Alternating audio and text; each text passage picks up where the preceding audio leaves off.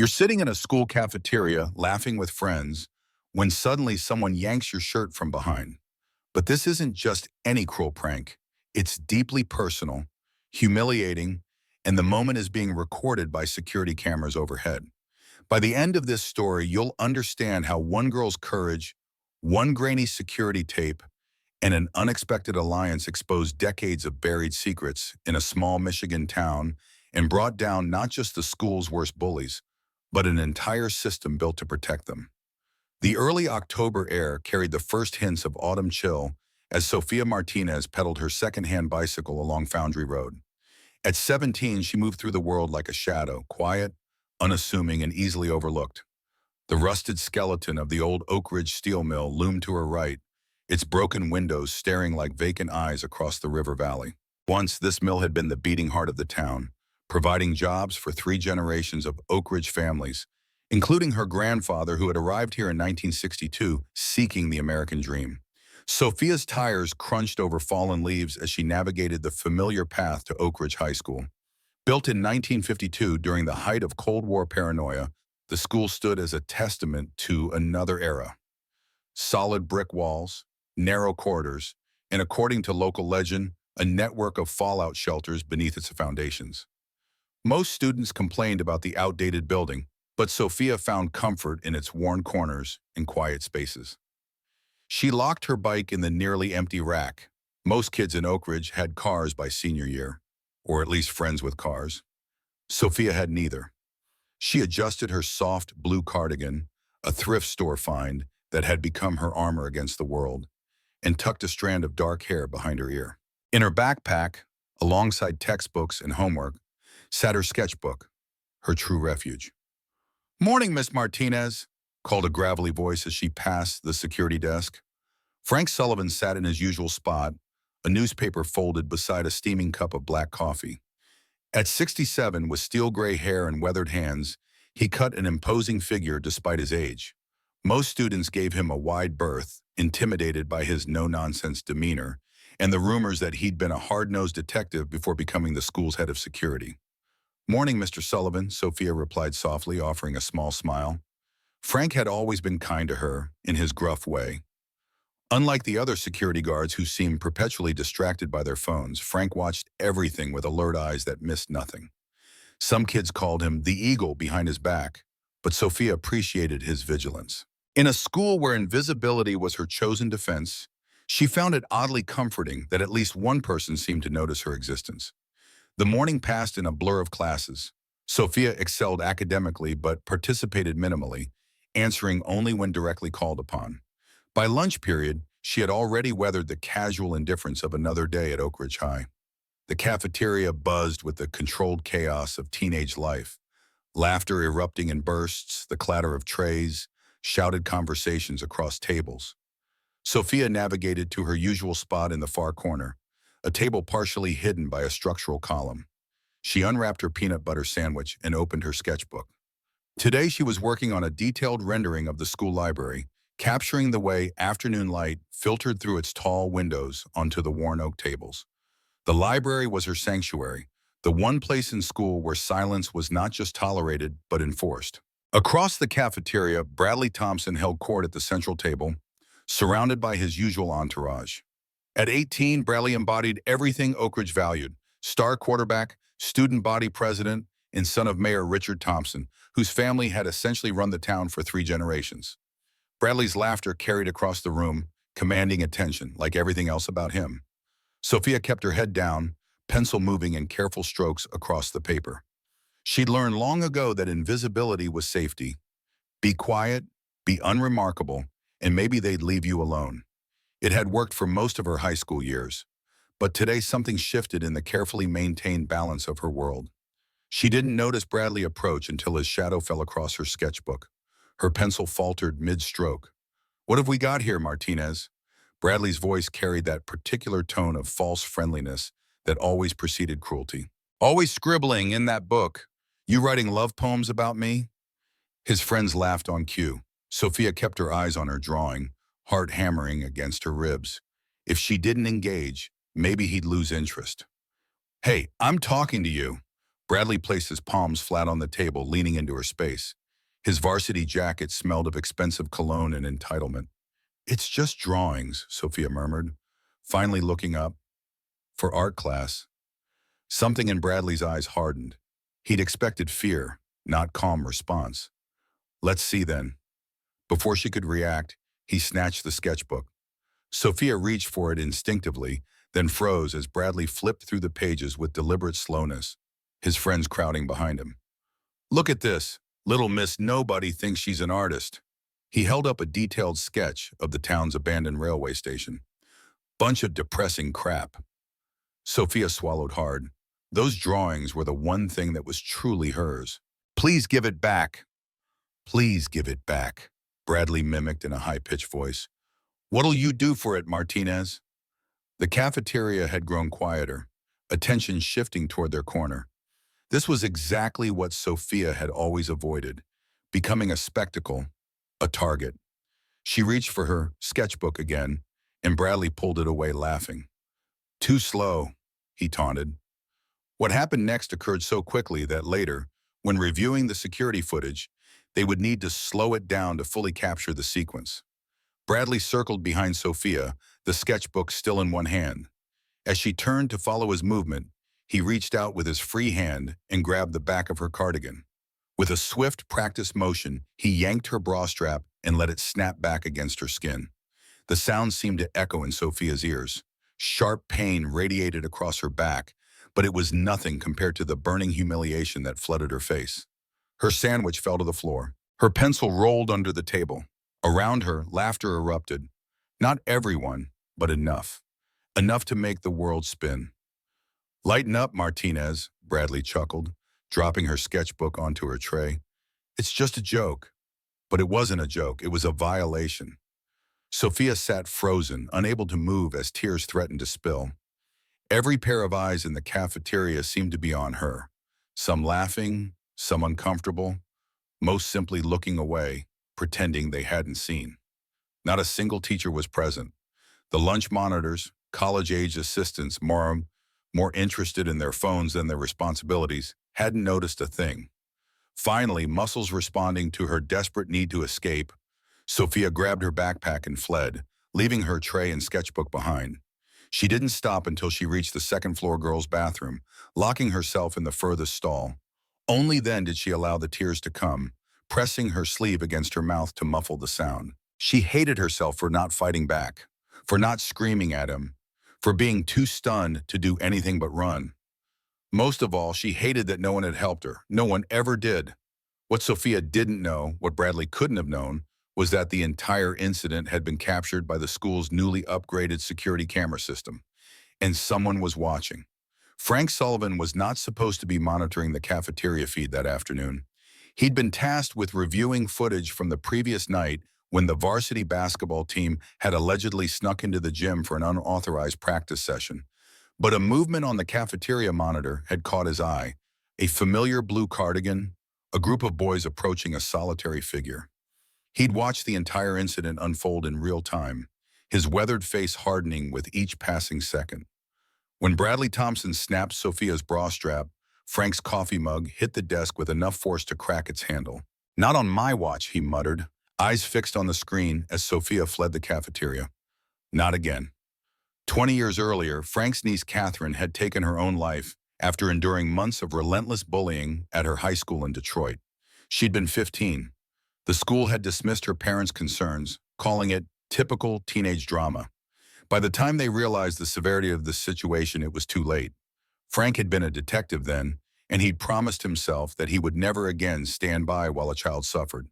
It was the reason he'd taken this job after retirement, despite the substantial pay cut and loss of status. He saved the video file to a secure folder and printed several still frames that clearly showed Bradley's actions. Then he picked up his desk phone and dialed the principal's office. "Barbara, it's Frank. We need to talk, now." Principal Barbara Reynolds had led Oak Ridge High for 15 years with a carefully maintained balance of discipline and politics. At 59, with carefully styled blonde hair and a collection of sensible pantsuits, she projected an image of approachable authority. In reality, she was a master of bureaucratic navigation, particularly when it came to the town's influential families. "This is serious, Frank," she said, studying the printout spread across her desk. "Very serious." "It's assault," Frank stated flatly, clear as day. Barbara removed her reading glasses, pinching the bridge of her nose. "It's not that simple. Bradley Thompson is—" "I don't care if he's the president's son," Frank interrupted. "What he did was wrong. We have it on video. The policy is clear." The policy was indeed clear. The student handbook, revised just last year after pressure from the state education department, explicitly categorized unwanted physical contact of a sexual nature as grounds for immediate suspension, pending further disciplinary action. But Barbara Reynolds knew that policies in Oak Ridge often bent when they collided with certain last names. "We need to speak with Sophia first," she said finally. "Get her statement before we proceed." Frank nodded curtly. He'd expected this delay tactic. "I'll bring her in." "No," Barbara countered quickly. "Let me handle this properly. We'll call her in tomorrow morning. Follow protocol exactly." Her eyes held a warning. "This needs to be by the book, Frank. The Thompsons have 3 lawyers on retainer." Frank left the principal's office with a simmering unease. He'd seen this dance before. The careful language, the procedural delays, the subtle shift from victim protection to damage control. He returned to his security office and made 2 copies of the video file. One on a secure flash drive that he tucked into his wallet, another uploaded to his personal cloud storage. In Oak Ridge, evidence had a way of disappearing when it implicated certain people. That evening, as Sophia picked at her dinner in the small kitchen of the Martinez home, her father studied her with concern. Roberto Martinez had raised his daughter alone since her mother left when Sophia was 9. A former Navy mechanic with strong hands and gentle eyes, he'd built a life for them, working at the local auto repair shop, taking every overtime shift available to provide for his daughter. "You're quiet tonight, mija," he observed, pushing his plate aside. "Something happened at school?" Sophia shrugged, moving peas around her plate. "Just tired." Roberto didn't press further. At 45, the lines around his eyes had deepened, his black hair now streaked with gray at the temples. The divorce had taught him patience. His military service had taught him observation. Something was wrong, but he knew his daughter well enough to give her space. "I'm working late tomorrow," he said instead. Johnson's transmission came in finally. "You okay getting dinner?" Sophia nodded, offering a smile that didn't reach her eyes. "I'll be fine, Dad. I might stay late at the library anyway." Later, alone in her bedroom, Sophia stood before the mirror, examining the red mark on her shoulder where the strap had snapped against her skin. It would fade by morning, unlike the memory, which she knew would linger much longer. She changed into her pajamas and crawled into bed, clutching her spare sketchbook, the one she kept at home. She drew until midnight, not her usual careful studies, but harsh, angular shapes that captured her rage and humiliation. When sleep finally came, it was fitful and filled with dreams of running down an endless school corridors, pursued by laughter. Morning brought a summons to the principal's office. The note came during first period English, delivered by a nervous office aide. Sophia felt her stomach drop as she read it. She'd never been called to the principal's office before.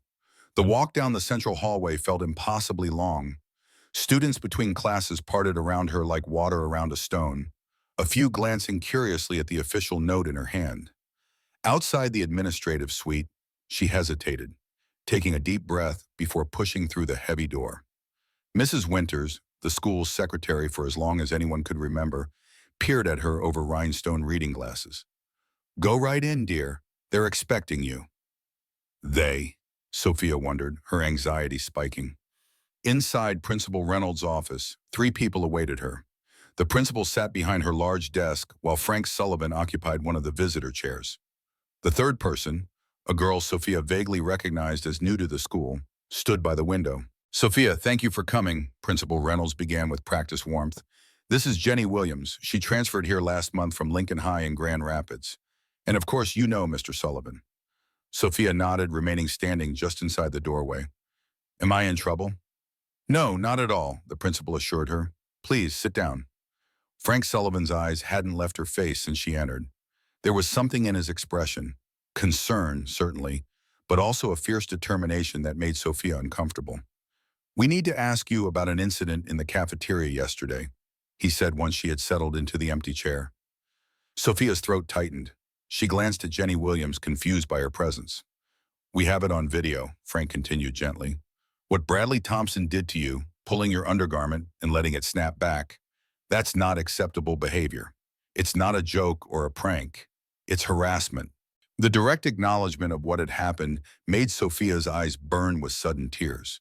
She'd expected to be ignored, to have her experience dismissed as she'd seen happen to others.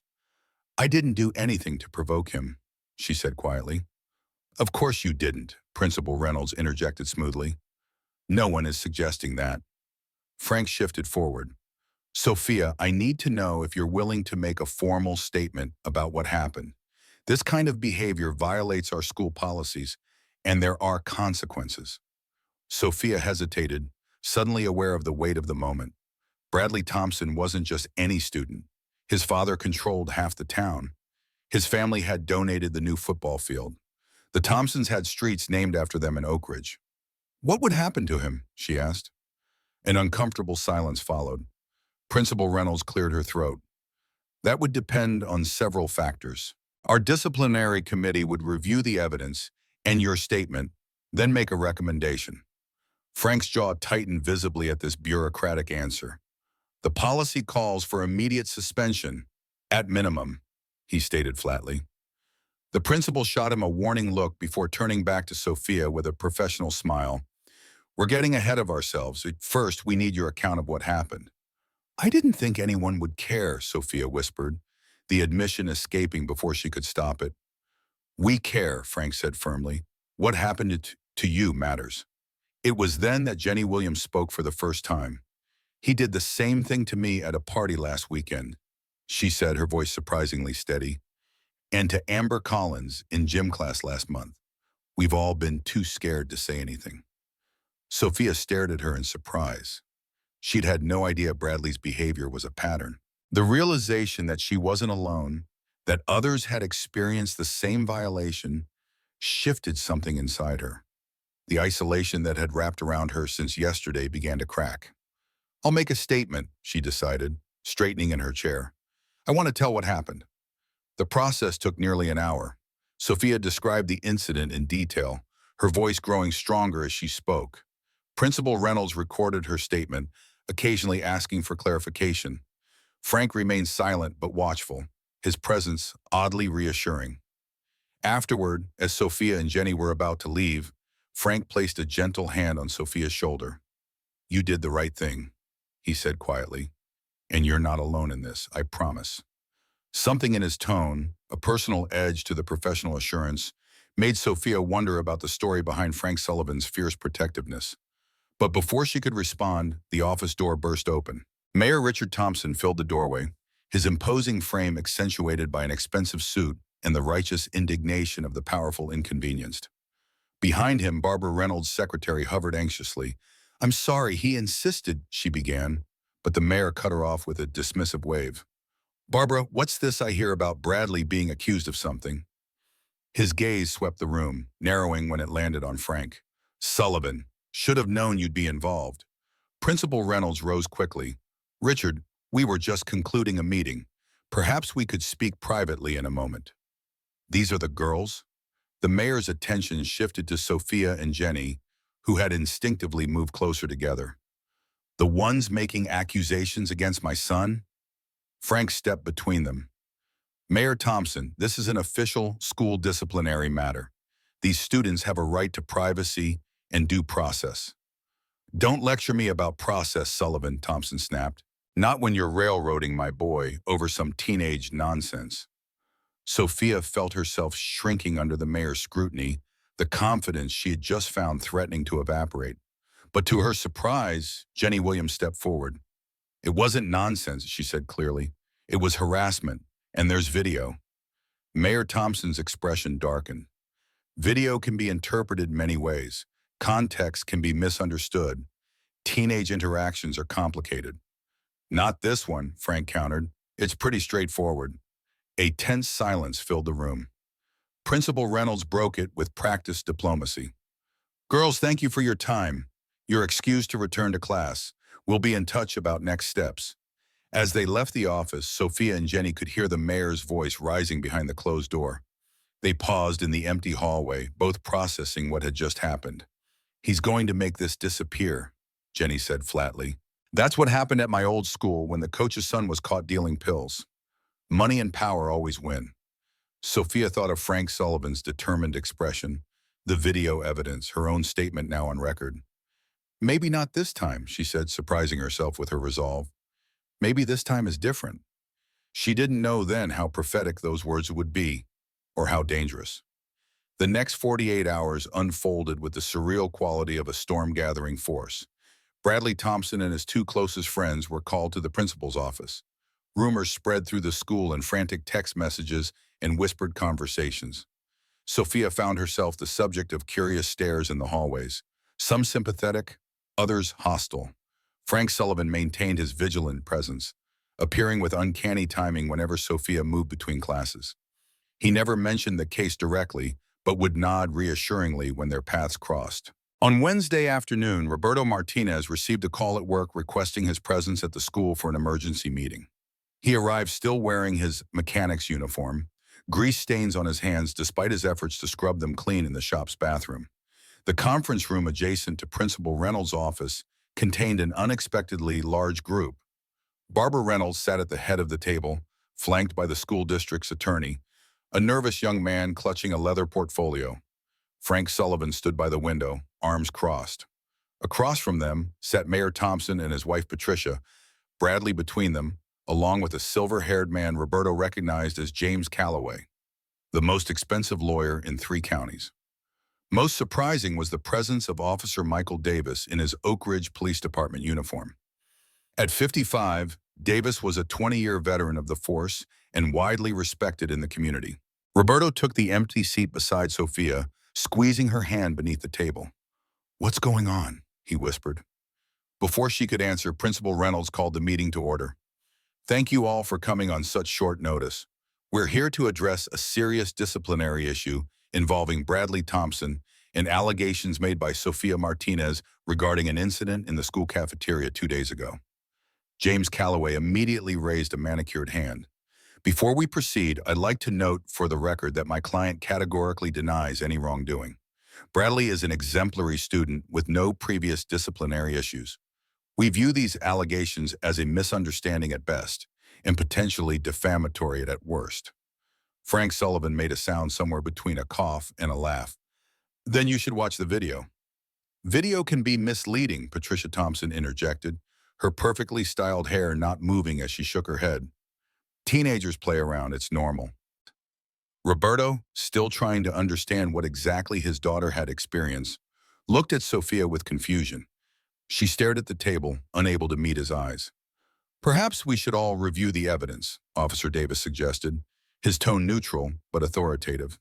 "Mr. Sullivan has provided me with the security footage in question."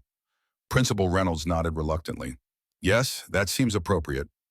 Frank moved to the computer station at the side of the room, inserting a flash drive.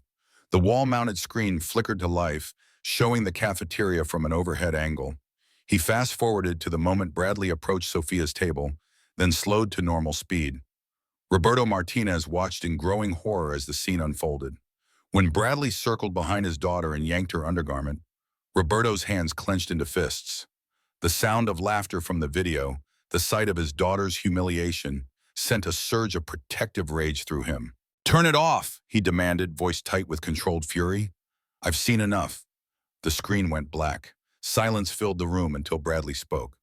"It was just a joke," he insisted, though his usual confidence had diminished considerably. Everyone was laughing. It wasn't a big deal. "It wasn't a joke to my daughter," Roberto said, finally looking directly at the boy. "What you did was assault."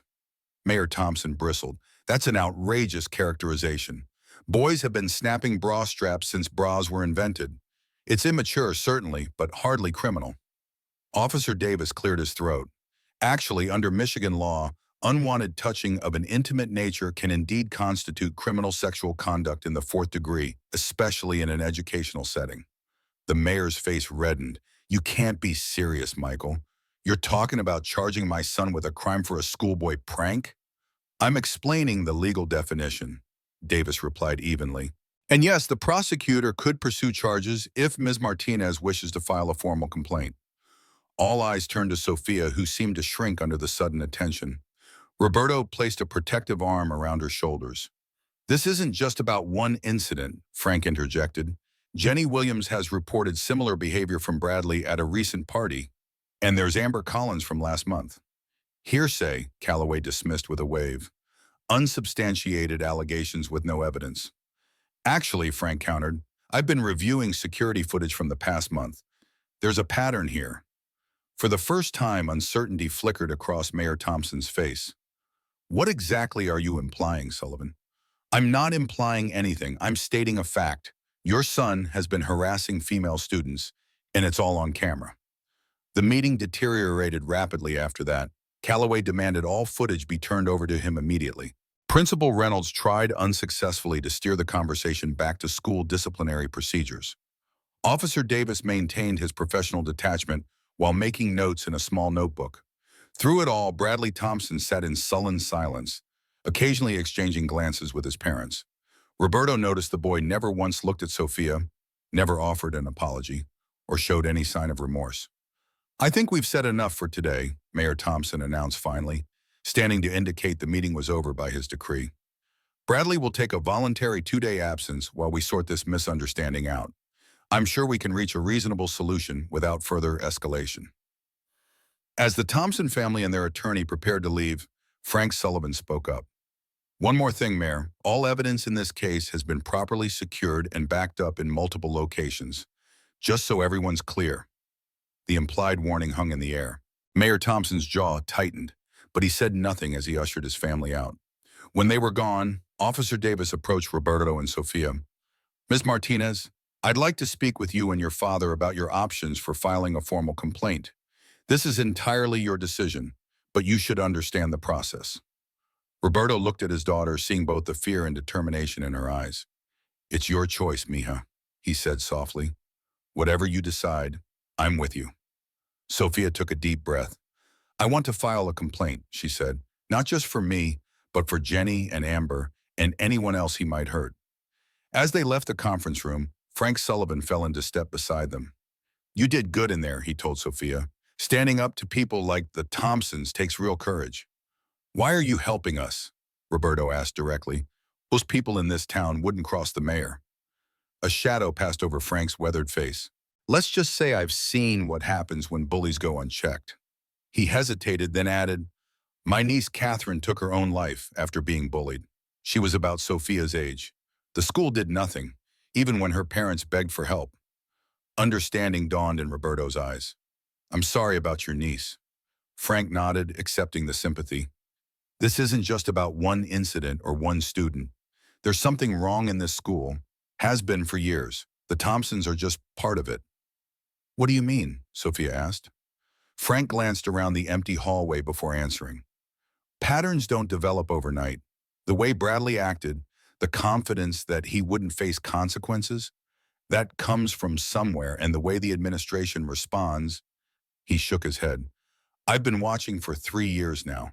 There's a system in place, protecting certain kids, burying certain incidents.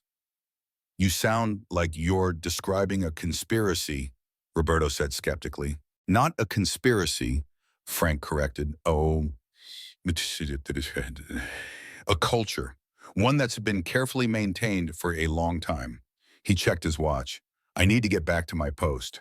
But be careful, the Thompsons won't take this lying down. As they walked to the parking lot, Roberto mulled over Frank's words.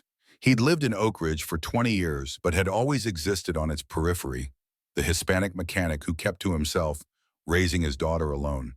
He'd noticed the town's power dynamics, of course, but had never had reason to challenge them directly. Until now. Dad? Sophia's voice pulled him from his thoughts as they reached his old pickup truck. Are we doing the right thing? Roberto looked at his daughter, really looked at her, and saw not just the quiet, artistic girl he'd raised, but a young woman of principle and courage. In that moment, he felt a fierce pride that overshadowed his concerns about taking on the most powerful family in Oak Ridge. Yes, mija, he said firmly. We're doing exactly the right thing. He couldn't have known then how far beyond a simple case of school bullying this would reach, or the decades of buried secrets they were about to unearth. That evening, as Sophia worked on homework at the kitchen table, Roberto made a phone call to his father. Miguel Martinez had moved to Arizona 5 years earlier, seeking a warmer climate for his arthritis, but he still owned the small farm on the outskirts of Oak Ridge, where Roberto had grown up. "Papa, I need your advice," Roberto began, explaining the situation in careful detail. Miguel listened without interruption. At 78, he had seen enough of life to know when trouble was brewing. "The Thompsons," he said finally, his accent still strong despite 50 years in America. "They have never been friends to people like us." "This isn't about race, Papa," Roberto insisted, though a small voice in his mind wondered if that was entirely true. "Perhaps not," Miguel conceded. "But it is about power, and in Oak Ridge the Thompsons have always had it." He paused. "There is something you should know, Hiko, something that happened long ago, when Richard Thompson was a young man."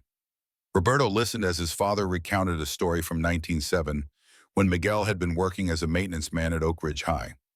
A freshman girl had accused Richard Thompson, then a senior and star athlete like his son, of similar harassment.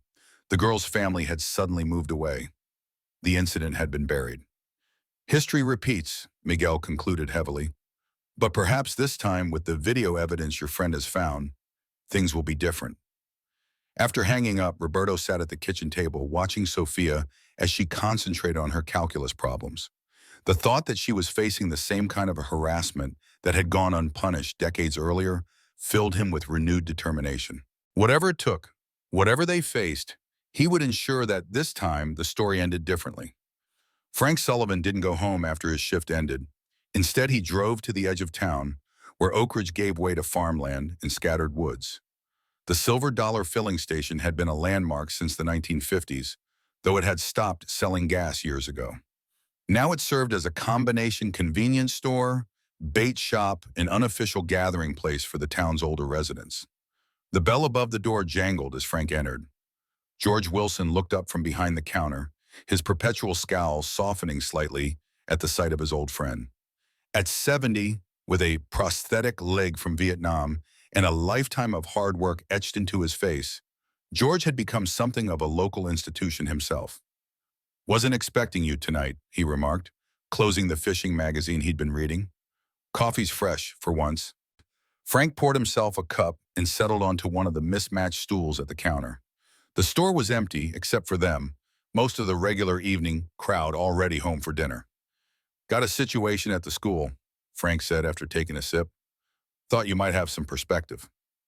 George listened as Frank outlined the events of the past few days, his expression growing increasingly grim. When Frank mentioned the Thompsons, George's hand moved unconsciously to rub his prosthetic leg where it met his thigh, a habit when he was troubled. "Richard Thompson," he muttered. "Why am I not surprised his kid turned out to be a bully?" Frank raised an eyebrow. "You know something I don't." George glanced toward the window as if checking they were truly alone, then reached beneath the counter. He emerged with a dusty yearbook from 1937. "Kept this all these years. Reminder of what people are capable of." He flipped through the pages until he found what he was looking for, a photograph of the football team.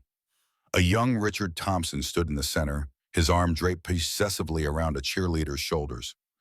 "Thompson and his friends had a name for themselves back then," George said quietly.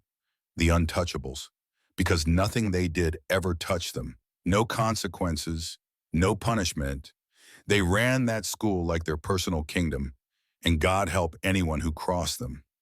He turned another page, pointing to a school newspaper clipping pasted inside. The headline read, "Senior Prank Goes Wrong. Freshman Hospitalized." "This wasn't no prank," George continued, his grammar slipping as old anger resurfaced. "They locked Luis Vasquez in a supply closet overnight. Boy was severely asthmatic. Nearly died before the janitor found him next morning." Frank studied the article with growing disquiet. "What happened to the boys responsible?" George's laugh held no humor. 3-day suspension, community service.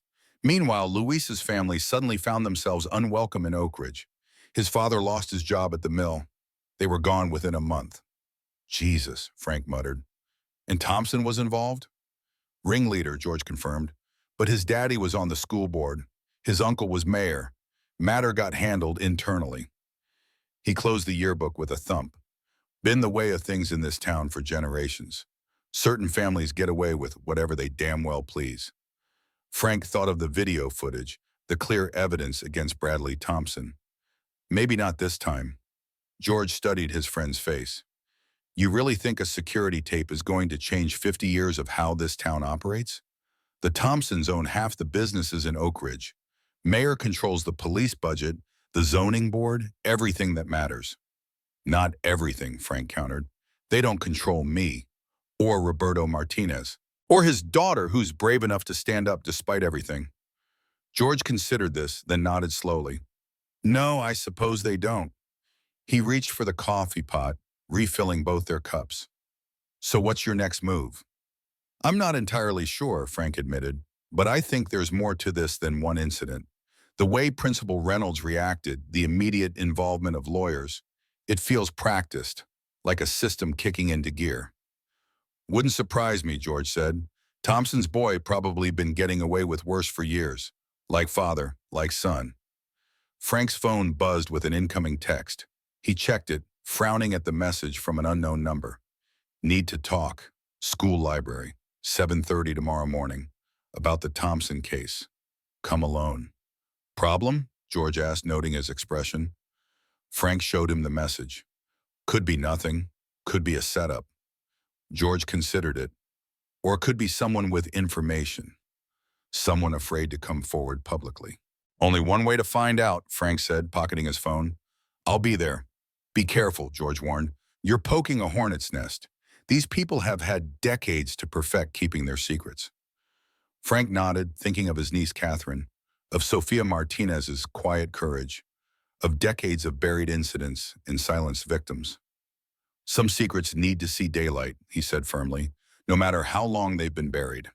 As he drove home through the quiet streets of Oak Ridge, Frank couldn't shake the feeling that he was standing at the edge of something much larger and darker than a single case of bullying. The pieces were still scattered, the connections unclear, but his detective's instinct told him they were all part of the same puzzle, a puzzle whose solution might shake Oak Ridge to its foundations.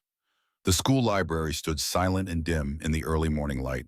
Frank arrived at 7:15, using his security access card to enter the building before regular hours. He moved cautiously through the empty corridors, his footsteps echoing on the polished floors. The library doors were unlocked, unusual for this hour. Frank paused, listening. No sound came from within. He pushed one door open slowly, scanning the large room with practiced eyes. Hello? Anyone here? A figure emerged from between the stacks. Not a student as he'd expected, but Eleanor Davis, the school's longest-serving teacher. At 70, with steel gray hair cut in a practical bob and reading glasses hanging from a chain around her neck, Mrs. Davis had taught history at Oak Ridge High for nearly 45 years. She was a local institution, respected even by the most troublesome students. Mr. Sullivan, she greeted him formally. Thank you for coming. Frank relaxed slightly but remained alert. You sent the text? She nodded, gesturing toward a table in the far corner, partially hidden by the reference section. I thought it best we speak privately.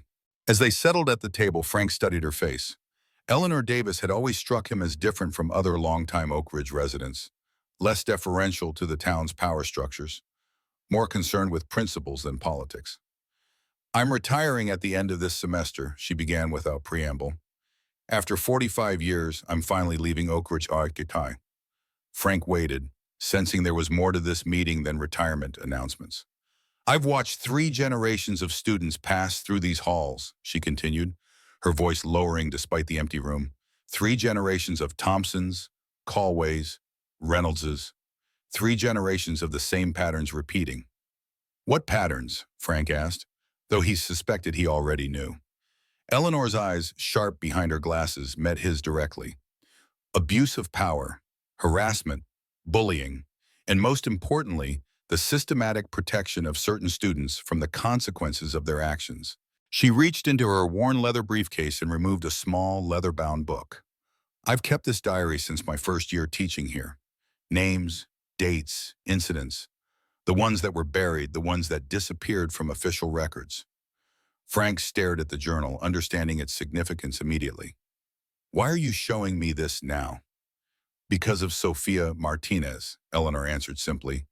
Because for the first time in decades, there's actual evidence that can't be easily dismissed or buried. Because I'm tired, Mr. Sullivan. Tired of watching history repeat itself while I stand by silently. She opened the journal to a page marked with a faded ribbon. Richard Thompson, 1977. Luis Vasquez wasn't his only victim. There were others, girls mainly. One attempted suicide.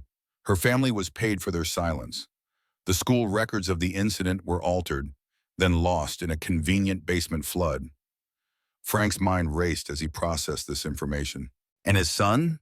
Bradley? Eleanor turned several pages forward. Like father, like son, the first incident I recorded was in his freshman year. A girl named Melissa Chen. Her family moved to California afterward. Then Emily Watson, junior year, transferred to private school suddenly. The pattern is consistent. Why didn't you come forward before? Frank asked, careful to keep accusation from his tone. Eleanor's face showed a complex mix of shame and defiance.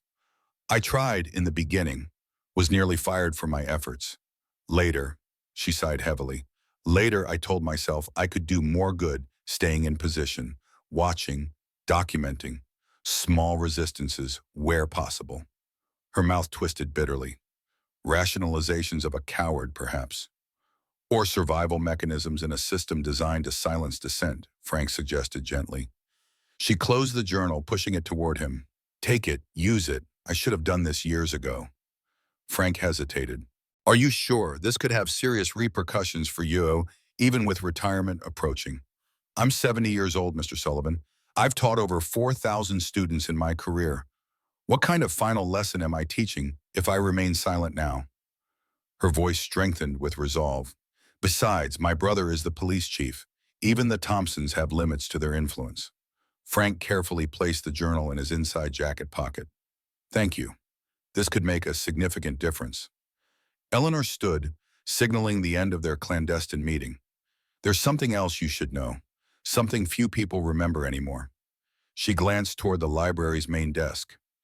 This building has secrets, Mr. Sullivan, literal ones.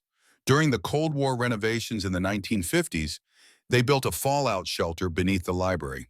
Later, in the 1970s, it was converted to sealed storage for sensitive school records. Frank frowned. I've never seen any access point to a lower level. The entrance was concealed during renovations in the 1990s. Behind the third bookcase in the northwest corner, there's a maintenance panel. Behind that panel is the original door. She handed him a small brass key. This opens it. The official story is that all records were digitized and the old storage area abandoned. But I have reason to believe that's not entirely true. You think there are still records down there? The ones they didn't want digitized, Eleanor confirmed. The ones too sensitive to destroy, but too dangerous to keep in accessible archives. The implications hung between them. Before Frank could respond, they heard the distant sound of the main entrance doors opening, the first staff arriving for the day. I should go, Eleanor said quickly. Be careful, Mr. Sullivan, and watch over Sophia Martinez. What she's doing takes extraordinary courage in this town. As she hurried away, Frank remained seated, processing everything he'd learned. The journal in his pocket felt heavy with its burden of secrets. The key seemed to burn against his palm with possibility. The simple case of bullying was expanding into something much larger and darker, a generational pattern of abuse and cover-ups, a system designed to protect the powerful at the expense of the vulnerable. And somewhere beneath his feet, sealed away in darkness, might lie the documentation that could expose it all. Frank pocketed the key and stood. The school day was beginning. Students would soon fill these halls, most unaware of the currents of power and history flowing beneath the surface of their daily lives. Among them would be Sophia Martinez, who had unwittingly challenged not just one bully, but an entire entrenched system. He needed to ensure she remained safe while he pursued this new lead. Because if there was one thing Frank Sullivan had learned in his long career, it was that powerful people with secrets would go to extraordinary lengths to keep those secrets buried. And in Oak Ridge, those secrets had been accumulating for generations. The fallout from Sophia's complaint spread through Oak Ridge like ripples in still water. By Thursday morning, the school hummed with whispered conversations that fell silent when she passed. Some students avoided her entirely, as if her courage might be contagious. Others offered quiet nods of solidarity. A few, mostly friends of Bradley Thompson, shot her venomous glares in the hallways. Jenny Williams had become her unexpected ally, appearing at Sophia's side between classes, sharing lunch at their corner table. Safety in numbers, she'd explained with a grim smile. Jenny had transferred to Oak Ridge just a month earlier when her mother took a nursing position at the local hospital. As the newest outsider, she had quickly learned Oak Ridge High's unwritten hierarchies. At my old school, Jenny confided as they walked to third period chemistry, we had cliques too, but nothing like this.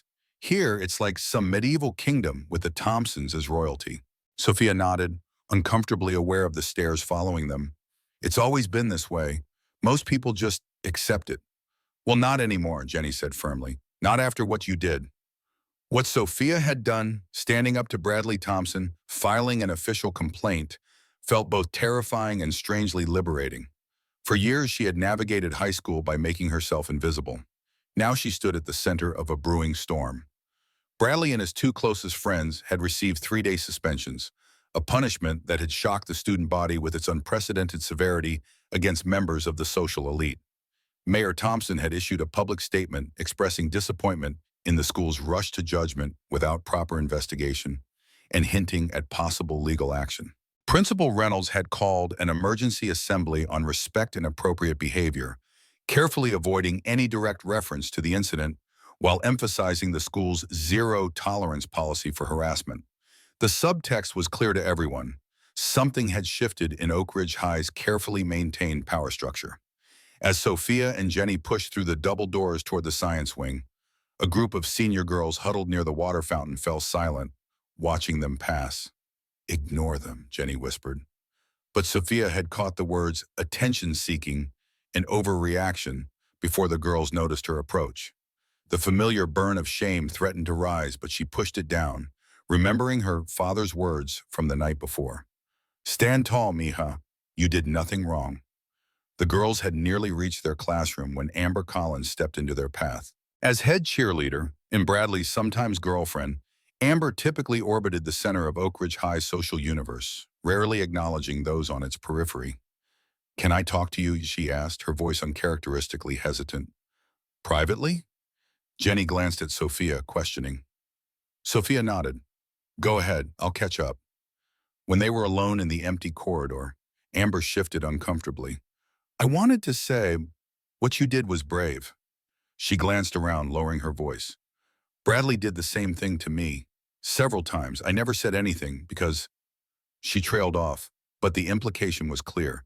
Dating Bradley Thompson came with certain unspoken requirements, including silence about his behavior.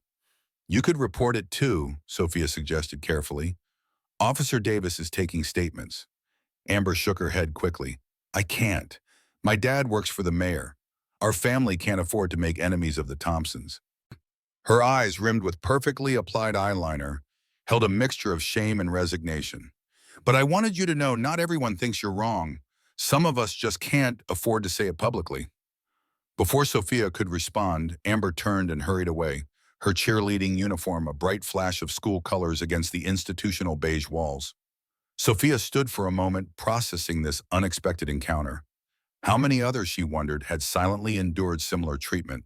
How many had been forced to weigh their dignity against the practical realities of crossing Oak Ridge's most powerful family? The thought followed her through the day, a counterpoint to the hostile stares and whispered comments. By the time the final bell rang, she felt drained, as if the simple act of moving through the school had required every ounce of her energy. She was gathering books from her locker when Frank Sullivan appeared beside her, his presence drawing curious glances from passing students. Got a minute? He asked quietly. Sophia nodded, closing her locker. Is something wrong? Not here, Frank said, gesturing toward the now empty administrative wing. Let's find somewhere private. They ended up in the small conference room where just days earlier, the Thompsons and their lawyer had sat in judgment.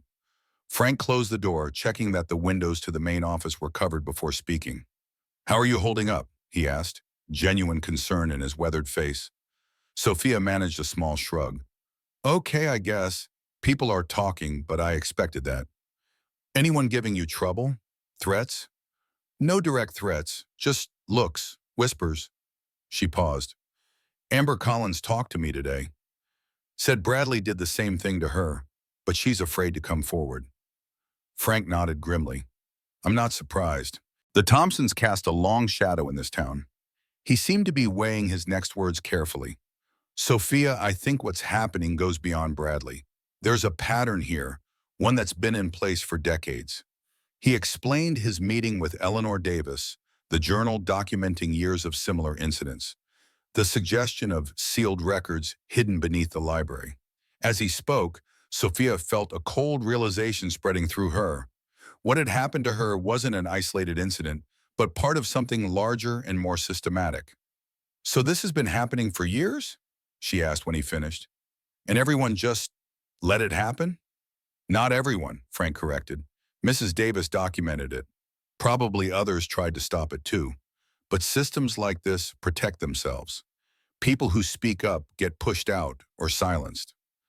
Like what's happening to me now, Sophia said quietly. Frank nodded, which is why I wanted to warn you. Be careful. Stay alert. The Thompsons aren't used to being challenged, especially not publicly. What are you going to do about the hidden records, if they really exist? I'm going to look, Frank said simply, tonight, after hours. But I need to be careful. If there's something down there that could damage the Thompsons, revealing it could make things worse for you in the short term. Sophia considered this. My dad's working late tonight. I was planning to stay at the library anyway. I could help you look. Frank's refusal was immediate. Absolutely not. This isn't your responsibility, and I won't put you at risk. It became my responsibility when Bradley grabbed me, Sophia countered with unexpected firmness. Besides, I know the library better than anyone. I spend hours there every week. The security officer studied her face, recognizing the same quiet determination he'd seen when she decided to file the complaint. Your father would kill me, he muttered, but his resolve was weakening. I'll tell him I'm staying late to study. It's not even a lie. Sophia leaned forward. Please, Mr. Sullivan, I need to know what we're really dealing with. After a long moment, Frank nodded reluctantly. All right, but we do this carefully. Meet me at the library at 7:30. The evening custodian finishes the East Wing by 7:15 and doesn't circle back until final rounds at 9 o'clock. As Sophia left the conference room, a new sense of purpose had replaced her earlier exhaustion. She was no longer simply reacting to events, but actively pursuing answers. The transformation surprised her. The quiet girl who had spent years avoiding attention was now willingly stepping further into a confrontation with the town's most powerful family. She wondered briefly if her mother would recognize her now. Roberto Martinez wiped grease from his hands as he finished the transmission replacement on Dave Johnson's ancient Ford. The repair shop where he worked sat at the edge of the industrial district, a corrugated metal building with a gravel parking lot and a faded sign. It wasn't glamorous work, but Roberto took pride in doing it well. He had built a reputation for honest pricing and meticulous repairs that kept customers returning despite the shop's humble appearance. Looking good, Martinez, called his boss, Larry Peterson, emerging from the small office with an invoice. At 62, Larry had owned Peterson Auto Repair for 30 years, taking over from his father who had founded it in 1954. His hands bore the permanent stains and calluses of a lifetime working with engines. Just finishing up, Roberto replied, closing the hood. Should be good for another 100,000 miles if he maintains it. Larry nodded approvingly. Always thorough. That's why I keep you around. He hesitated, then added with careful casualness. Heard about what happened at the school. With your girl. Roberto stiffened slightly. News traveled fast in Oak Ridge. She's filing a complaint. The Thompson boy put his hands on her. Larry gave a low whistle. Taking on the Thompsons. That's bold. It's necessary, Roberto corrected, wiping his tools before returning them to their proper places. What that boy did wasn't right. Not saying it was. Larry raised his hands defensively. Just saying the Thompsons have long memories and longer reach in this town. Roberto turned to face his boss directly. You worried about trouble? For the shop? Larry sighed, the sound of a man who had navigated Oak Ridge's complicated politics for decades. Won't lie to you, Mayor Thompson's brother-in-law sits on the zoning board. His cousin handles business licenses for the county. They've got ways of making life difficult. So you want me to back down? Tell Sophia to drop the complaint? Roberto's voice held a dangerous edge. No, no. Larry shook his head quickly. That's not what I'm saying. Your girl did right. The Thompson kid's been a menace for years. He lowered his voice despite the empty shop. My niece went to school with him. Had to switch classes junior year because of how he acted. Principal did nothing. Roberto's anger subsided slightly. Then what are you saying, Larry? The older man scratched his stubbled chin thoughtfully. Just be prepared. The Thompsons fight dirty when cornered. And watch out for Barbara Reynolds. She talks a good game about student safety, but she's been in Richard Thompson's pocket for years. We've got video evidence, Roberto pointed out, and Officer Davis seems to be taking it seriously. Michael's one of the good ones, Larry agreed. Old school cop. Cares more about right and wrong than politics. But even he has limits to what he can do against the mayor. He clapped Roberto on the shoulder. All I'm saying is, be careful. And if you need anything, time off for court appearances, whatever, you've got it. Just give me notice. Roberto nodded, grateful for the support, however cautiously offered. Thanks, Larry. Might need to take you up on that. As he finished cleaning up his workspace, Roberto's phone vibrated with a text from Sophia. Staying late at library to study. Home by 9:30. Love you. He texted back a quick acknowledgement and then paused, thumb hovering over the screen. He wanted to ask if she was okay, if anyone had given her trouble today, if she was having second thoughts about the complaint. But he knew his daughter, knew her quiet strength and determination. She wouldn't have made this decision lightly, and she wouldn't appreciate him questioning it now.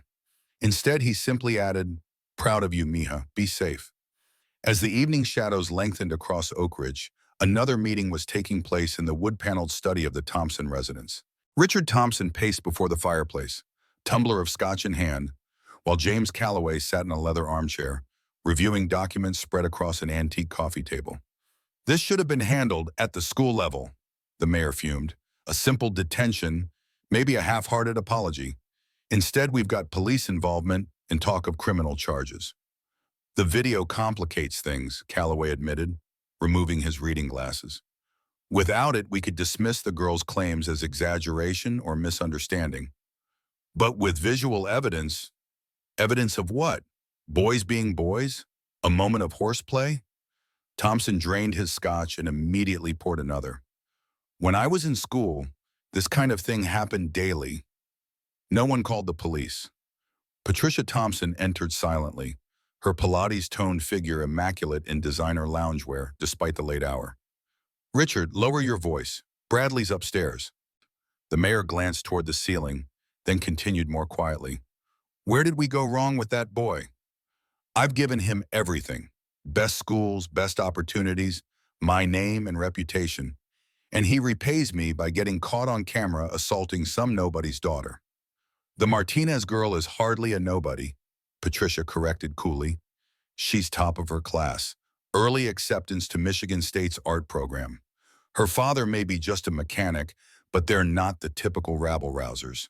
Thompson waved this away impatiently. The point is, this should never have escalated. Barbara Reynolds assured me she had the situation under control. The security officer is the problem, Calloway interjected. This Sullivan character. He went directly to Officer Davis with the footage before Reynolds could contain it. Sullivan? Thompson spat the name like a curse. Vietnam vet with a hero complex. Thinks he's still a detective instead of a glorified hall monitor. He turned to his wife. Can we get him fired? Patricia considered this. Possibly. He's past retirement age, working on a year-to-year contract. But firing him now, in the middle of this situation, would look retaliatory. And would likely backfire, Calloway added. Better to undermine his credibility, question his motives. Suggest he has some personal vendetta against Bradley. Thompson nodded, the familiar strategies of damage control falling into place. What about the Martinez family? Any leverage there? Roberto Martinez has worked at Peterson's Auto for 15 years. Clean record, pays taxes on time, No DUIs or domestic calls. Patricia's tone suggested she'd already investigated thoroughly. The mother left when the girl was young. Lives in California now. No contact. The mechanic, Thompson mused. Peterson's shop is on that strip we've been eyeing for the new development. Zoning change comes up next month. Calloway raised an eyebrow. Careful, Richard. Anything that looks like direct retaliation could escalate this further. I'm not talking about retaliation, Thompson countered smoothly. Just exploring all aspects of ongoing city business. He took another sip of scotch. What's our next move with the legal situation? I've filed a motion to seal all records related to the case, citing Bradley's status as a minor, Calloway reported. Also requested all security footage be turned over to us for independent analysis. That should buy us time. And Officer Davis? Professional but uncommitted. He's following procedure, but I don't sense any personal investment in pursuing this aggressively. Calloway gathered his papers into a neat stack. The girl is our biggest unknown. If she loses her nerve or can be persuaded to accept a private settlement, I'll handle the girl, Patricia interjected with quiet authority. Leave that to me. Richard Thompson studied his wife's composed features, a silent acknowledgement passing between them. In 23 years of marriage, Patricia had often proven the more strategic of the pair, particularly in delicate situations requiring a subtle touch. Just fix this, he said finally.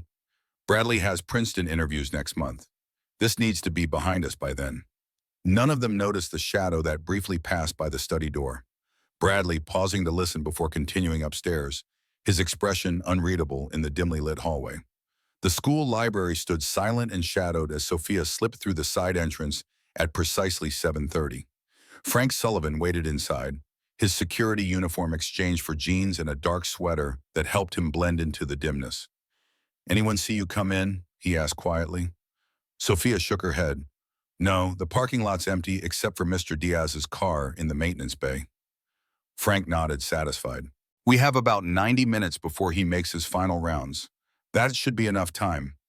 He led the way through the reference section toward the northwest corner of the library. Ancient encyclopedias lined the shelves here, rarely touched in the digital age but maintained out of tradition or inertia. Frank counted down the bookcases, stopping at the third.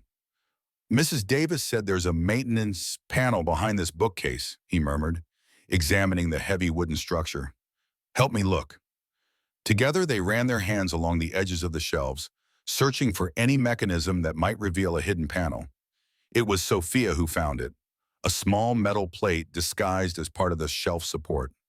When pressed, it released a click, and the entire bookcase swung outward slightly. "Good eye," Frank said approvingly. Behind the bookcase, a standard maintenance panel covered the wall. Frank removed it easily, revealing an older, more substantial door behind, steel with a simple keyhole. He produced Eleanor Davis's brass key, which fit perfectly. The lock turned with surprising smoothness, suggesting it had been used more recently than the concealed entrance might indicate. The door opened onto a narrow staircase descending into darkness. Frank switched on the heavy-duty flashlight he had brought, revealing concrete steps disappearing downward. "I'll go first," he said. "Stay close."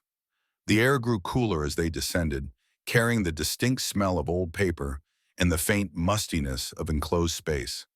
At the bottom, another door awaited them, this one unlocked. Frank pushed it open carefully, sweeping his flashlight across what lay beyond. The beam illuminated what had once been a Cold War-era fallout shelter, since converted to an archive room. Metal shelving units filled the space, lined with cardboard boxes, filing cabinets, and stacks of ledgers. A single bare bulb hung from the ceiling. Frank pulled a chain, and weak yellow light spread through the room. "My God," he breathed. "It's all here." Sophia moved to the nearest shelf, examining the boxes. Each was labeled with a year and a category: disciplinary actions, special cases, board meetings, confidential, Title IX investigations. "There's so much," she said, overwhelmed by the sheer volume of records. "Where do we even start?" Frank considered the question. "Let's be strategic. First, let's look for anything from 1970, the year Richard Thompson graduated. Mrs. Davis specifically mentioned incidents from that time. They worked methodically, Frank taking one side of the room, Sophia the other. The organization system wasn't immediately obvious, mixing chronological and thematic arrangements in a way that suggested multiple people had contributed to the archive over decades.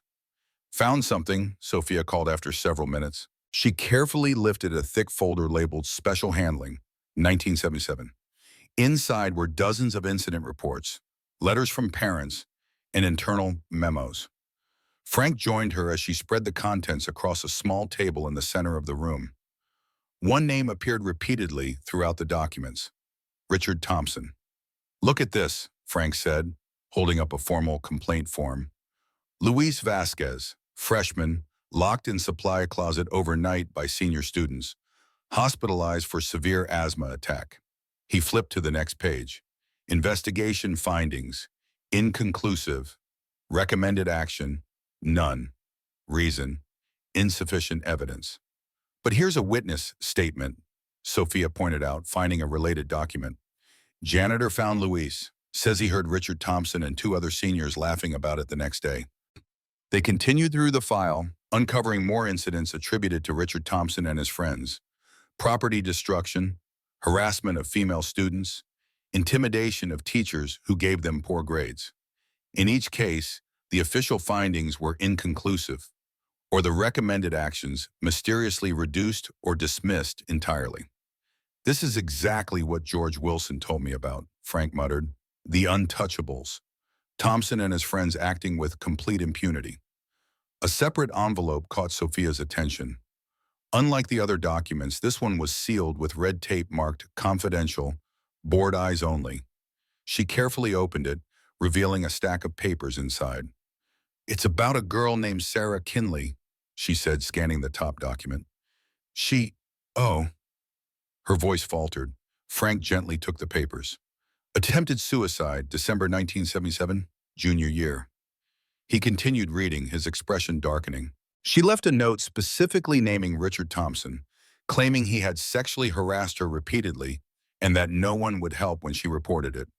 The subsequent documents detailed a hushed financial settlement between the school board and the Kinley family, which included a non-disclosure agreement and the family's relocation expenses to another state.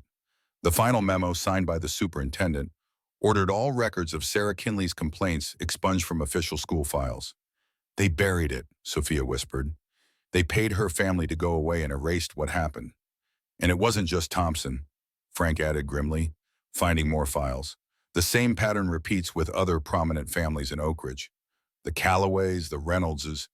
"Principal Reynolds' family?" Sophia asked, surprised. Frank nodded. "Barbara's husband, William, was 2 years ahead of Richard Thompson. Same social circle." He pulled out another file. "Here, William Reynolds, disciplinary review for inappropriate behavior toward female students. Recommendation for 2-week suspension, reduced to detention by board intervention." They worked in silence for several minutes, the weight of what they were discovering settling around them. Generations of abuse, harassment, and bullying, all systematically covered up to protect the children of Oak Ridge's elite families. "It's not just the past," Sophia said suddenly, moving to a more recent section. "Look at these." She pointed to files from the last decade, many bearing the name Thompson again, this time Bradley. Frank joined her, examining the newer records. Middle school incidents, 9th grade, 10th grade, all handled internally. No official disciplinary record. He looked up at Sophia. "Your incident isn't the first, not by a long shot. But it might be the first with video evidence that can't be buried down here," Sophia realized. A noise from above made them both freeze, the distant sound of a door opening somewhere in the library. "Someone's up there," Frank whispered, immediately switching off the overhead light. "We need to go. Now."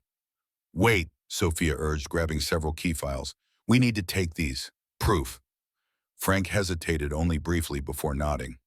"Just the most important ones. Quickly."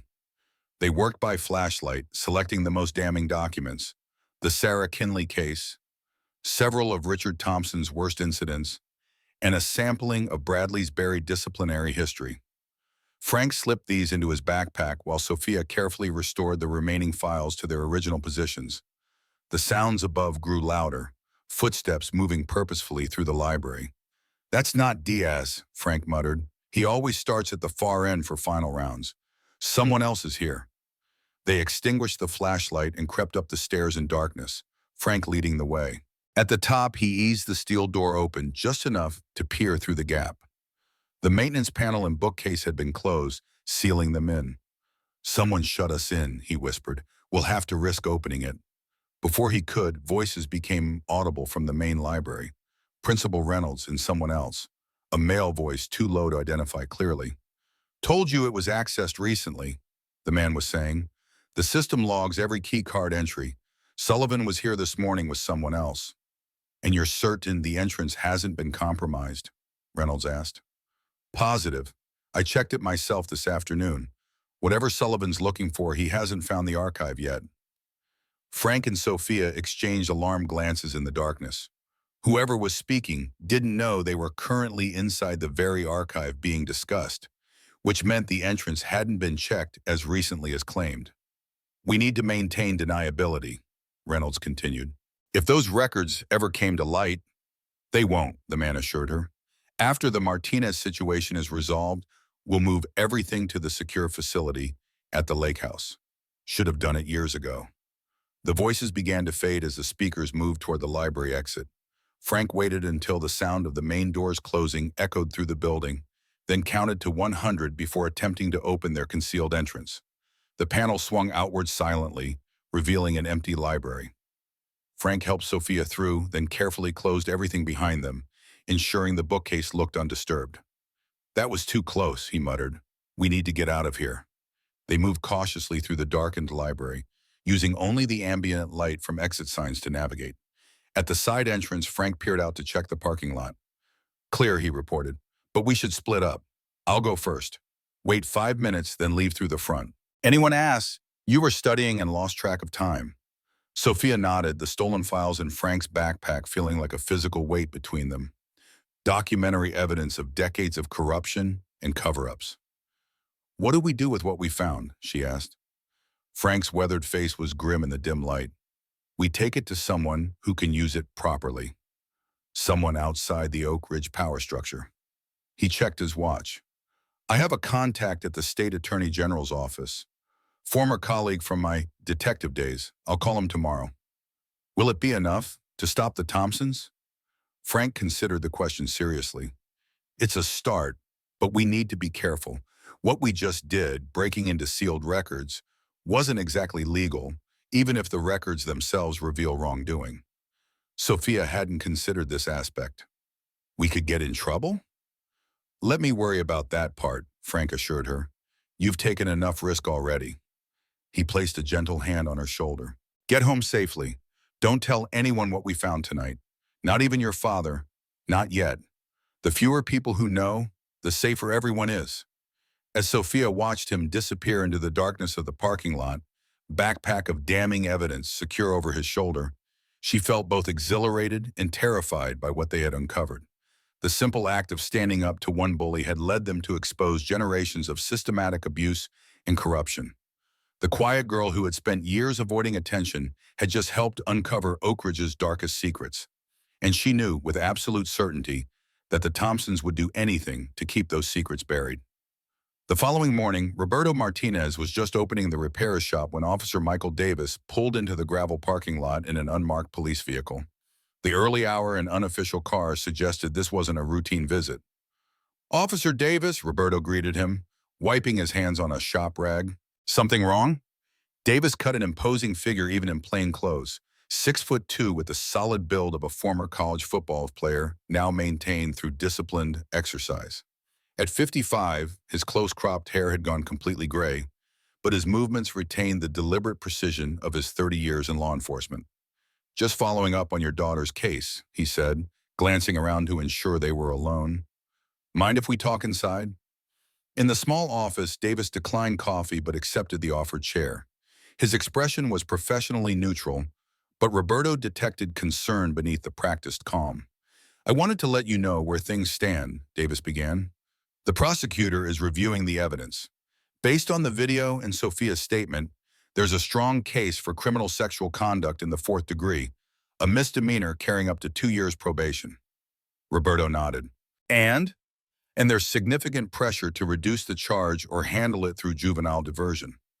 Davis's mouth tightened slightly. Mayor Thompson has been in constant contact with the prosecutor's office. So Bradley gets a slap on the wrist. Roberto couldn't keep the bitterness from his voice. Not necessarily, Davis countered. The video evidence is compelling, and your daughter's testimony was very credible. He leaned forward. But that's not the only reason I'm here.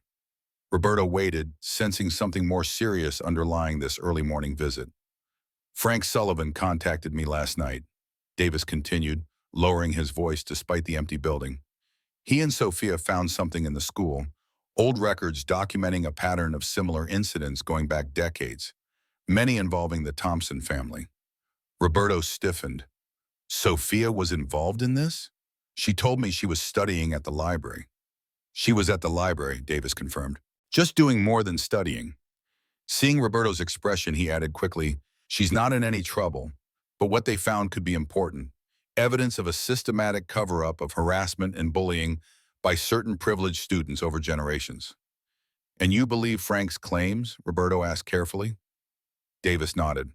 My sister Eleanor, Mrs. Davis from the history department, has been documenting similar patterns for years. And I've had my own suspicions about how certain cases mysteriously disappear when they involve the town's prominent families. He produced a small notebook from his jacket pocket. The real reason I'm here is to warn you. If what Frank found becomes public, the Thompsons will fight back hard. They've controlled this town for generations, and they won't surrender that control easily. We're already committed, Roberto pointed out. Sophia filed her complaint. We can't back down now. I'm not suggesting you should, Davis assured him. Just be prepared. Watch for unusual activity around your home. Report any threats immediately. To me directly, not the station. And maybe consider sending Sophia to stay with relatives until this blows over. Roberto shook his head firmly. We don't run. My father taught me that. If we start hiding now, what lesson does that teach Sophia? Davis studied him thoughtfully, then nodded with what might have been approval. Fair enough, but take precautions, vary your routines, be aware of your surroundings. He stood to leave, then hesitated. One more thing. Frank mentioned an old farm property your family owns outside town. My father's place, Roberto confirmed. He moved to Arizona a few years back, but we still own the land.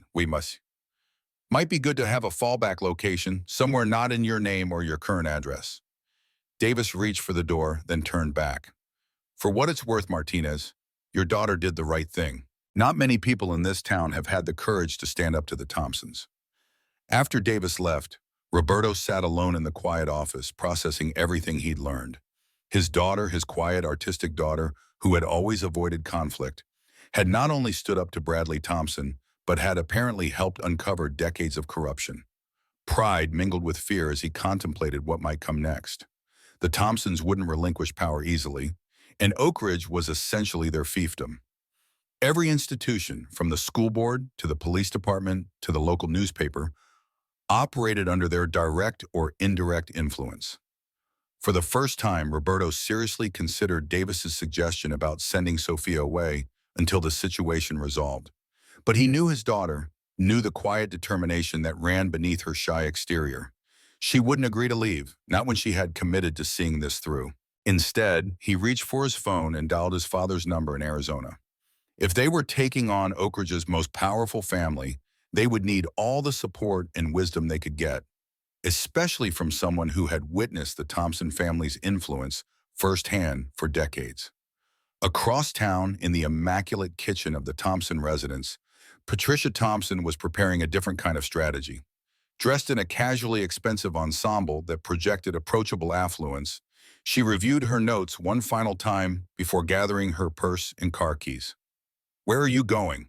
Bradley asked, appearing in the doorway in basketball shorts and a rumpled t-shirt. His 3-day suspension had left him bored and restless, confined to the house by his father's decree. "I have some errands to run," Patricia replied vaguely. "Your father wants you to review those Princeton application essays while I'm gone."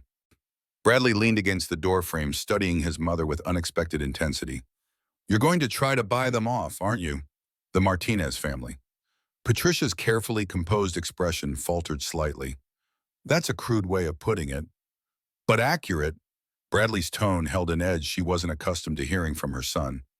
You're going to offer them money to drop the complaint. Make it all go away like always.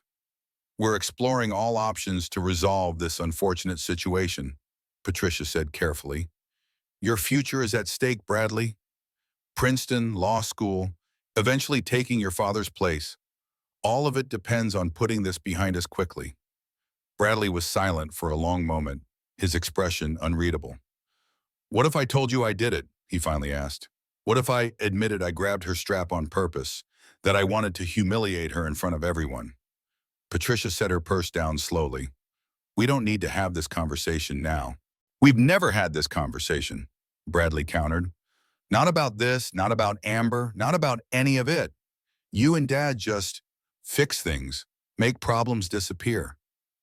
Because we love you, Patricia said, an unusual desperation entering her voice. Because we want to protect you. Protect me from what? Consequences? Responsibility? Bradley pushed away from the doorframe, standing straighter. What happens when I'm at Princeton and do something they won't cover up? Or in law school? Or when I'm 40 and haven't learned where the lines are because you and Dad erased them all? Patricia stared at her son, truly seeing him perhaps for the first time in years. Not the collection of achievements and potential they had cultivated, but the young man he had actually become. Confused, entitled, and increasingly aware of his own moral bankruptcy. When did you get so philosophical? She asked, attempting to regain her footing in the conversation. Bradley's laugh held no humor. I had a lot of time to think these past few days about what I did, about why I did it. He met his mother's eyes directly. Maybe I need to face actual consequences for once. Patricia's expression hardened. Don't be ridiculous. One moment of poor judgment shouldn't derail your entire future. It's not one moment, Mom, you know that. Bradley's voice dropped. The Martinez girl isn't the first. She's just the first with video evidence you couldn't bury. The silence that followed was deafening. Patricia Thompson had built her life around carefully constructed appearances. The perfect political wife, the devoted mother, the community leader beyond reproach. Bradley's words threatened to shatter that carefully maintained facade. We'll discuss this when I return, she said finally, retrieving her purse with hands that trembled slightly.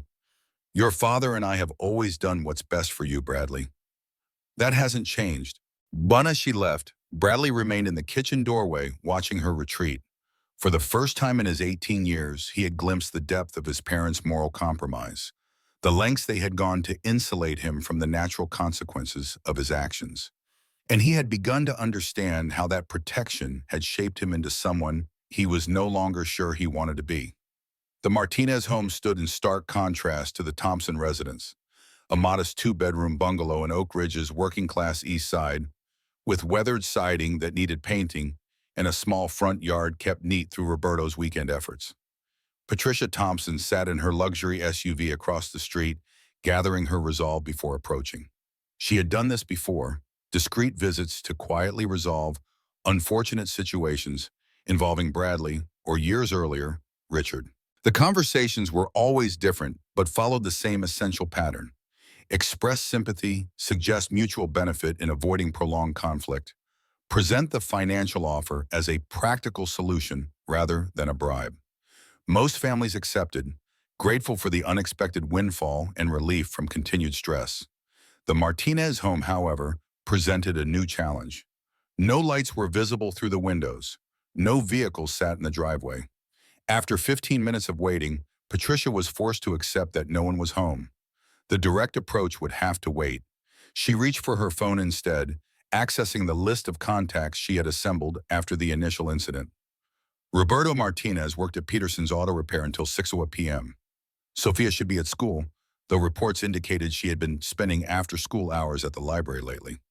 Rather than wait, Patricia decided to shift tactics. She started her vehicle and drove to her next destination, a small law office on Main Street where James Calloway would be waiting to discuss alternative approaches. Meanwhile, across town at Oak Ridge High, Frank Sullivan was making a discovery that would dramatically accelerate the unfolding crisis. After his regular morning rounds, He had returned to his security office to find the door slightly ajar, unusual, since he always locked it when leaving. Inside, nothing appeared disturbed at first glance. His desk remained organized, his filing cabinet closed. But when he attempted to access his computer, the password failed. After 3 unsuccessful attempts, a message appeared on screen. System access revoked. Contact IT administrator. Frank immediately checked his personal items. The flash drive containing copies of the security footage was missing from the locked drawer where he had secured it. So was the brass key Eleanor Davis had given him to access the archive room. Someone had breached his office, compromised his computer, and stolen key evidence. The system was closing ranks, eliminating threats to its continued operation. He reached for his cell phone to call Michael Davis, then hesitated. If his office had been compromised, his communications might be monitored as well. Using the school's landline would be equally risky. Instead, he logged out of the compromised computer and left his office, locking the door behind him. As he walked through the main hallway toward the administration wing, he noticed Carl Jenkins, the school's IT administrator, watching him from the computer lab doorway. The younger man quickly averted his eyes when Frank looked in his direction. Rather than confronting Jenkins directly, Frank continued to the main office where he requested a meeting with Principal Reynolds. "She's in a conference call," Mrs. Winters informed him. "Can I tell her what it's regarding?" "Security concerns," Frank said vaguely. "I'll wait." He settled into one of the visitor chairs, maintaining a calm exterior despite his growing alarm. The stolen evidence, the compromised computer. Someone was systematically removing his ability to expose what he and Sophia had discovered. The backpack containing the physical files they had taken from the archive was secure in his truck, locked in a concealed compartment beneath the rear seat. But without the video evidence to corroborate Bradley's actions, the historical pattern would be easier to dismiss as irrelevant to the current case. After 20 minutes of waiting, Mrs. Winters received a message on her computer. "Principal Reynolds can see you now, Mr. Sullivan." Barbara Reynolds' office presented its usual immaculate appearance, awards and diplomas precisely arranged on the walls, family photos in tasteful frames on her desk, everything conveying professional competence and personal warmth. The principal herself sat behind her desk, reading glasses perched on her nose as she reviewed a document. "Frank," she greeted him without looking up, "what security concerns bring you here today?" "My office was accessed without authorization," he stated flatly. "Evidence in the Thompson case has been removed and my computer access revoked." Now Reynolds did look up, her expression carefully neutral. "That's a serious allegation. Do you have proof your office was breached?" "The missing evidence is proof enough," Frank countered. "The flash drive containing the cafeteria footage is gone, along with other items related to the investigation." Reynolds removed her glasses, setting them aside deliberately. "The footage in question was officially transferred to the police department and the district's legal team yesterday. Perhaps you misplaced your personal copy?" The careful phrasing, "personal copy," indicated she knew he had made duplicates without authorization. Frank maintained his professional demeanor despite the implicit accusation. "And my computer access?" "A system-wide security update," Reynolds explained smoothly. "Several staff members have reported similar issues. It is addressing them in order of priority." Every explanation was plausible in isolation. Together they formed a pattern Frank recognized from his detective days, the systematic removal of evidence in isolation of a potential whistleblower. "I see," he said simply. "And when can I expect my access to be restored?" "That would be a question for the IT department." Reynolds smiled thinly. "Is there anything else, Frank? I have another meeting in 5 minutes. He recognized the dismissal, but wasn't quite ready to leave. "One more thing. The sealed records beneath the library, the ones documenting decades of covered-up incidents involving prominent families like the Thompsons. What happens to those when all this is over?" The change in Reynolds' expression was subtle but unmistakable. A momentary widening of the eyes, a slight paling beneath her makeup. She recovered quickly, but not before Frank had his confirmation. She knew exactly what records he was referring to. "I'm not sure what you're talking about," she said, her voice perfectly steady despite the lie. "The school's archived records are maintained according to district policy and state law." Frank nodded, having gotten the answer he needed without her saying a word. Of course, my mistake. He stood to leave. Thank you for your time, Principal Reynolds. As he walked out of the administration wing, Frank's mind raced with implications. His security access compromised, evidence disappearing, Reynolds clearly involved in the cover-up. The system was moving faster than he had anticipated to contain the threat he and Sophia represented. He needed to accelerate his own timeline. The contact at the state attorney general's office couldn't wait until tomorrow, and Sophia needed to be warned immediately that the situation had escalated. As he turned toward the senior hallway where Sophia would be in English class, Frank felt a hand on his shoulder. He turned to find Carl Jenkins, the IT administrator, standing uncomfortably close. Security updates should be complete by end of day, Jenkins said, his voice pitched low.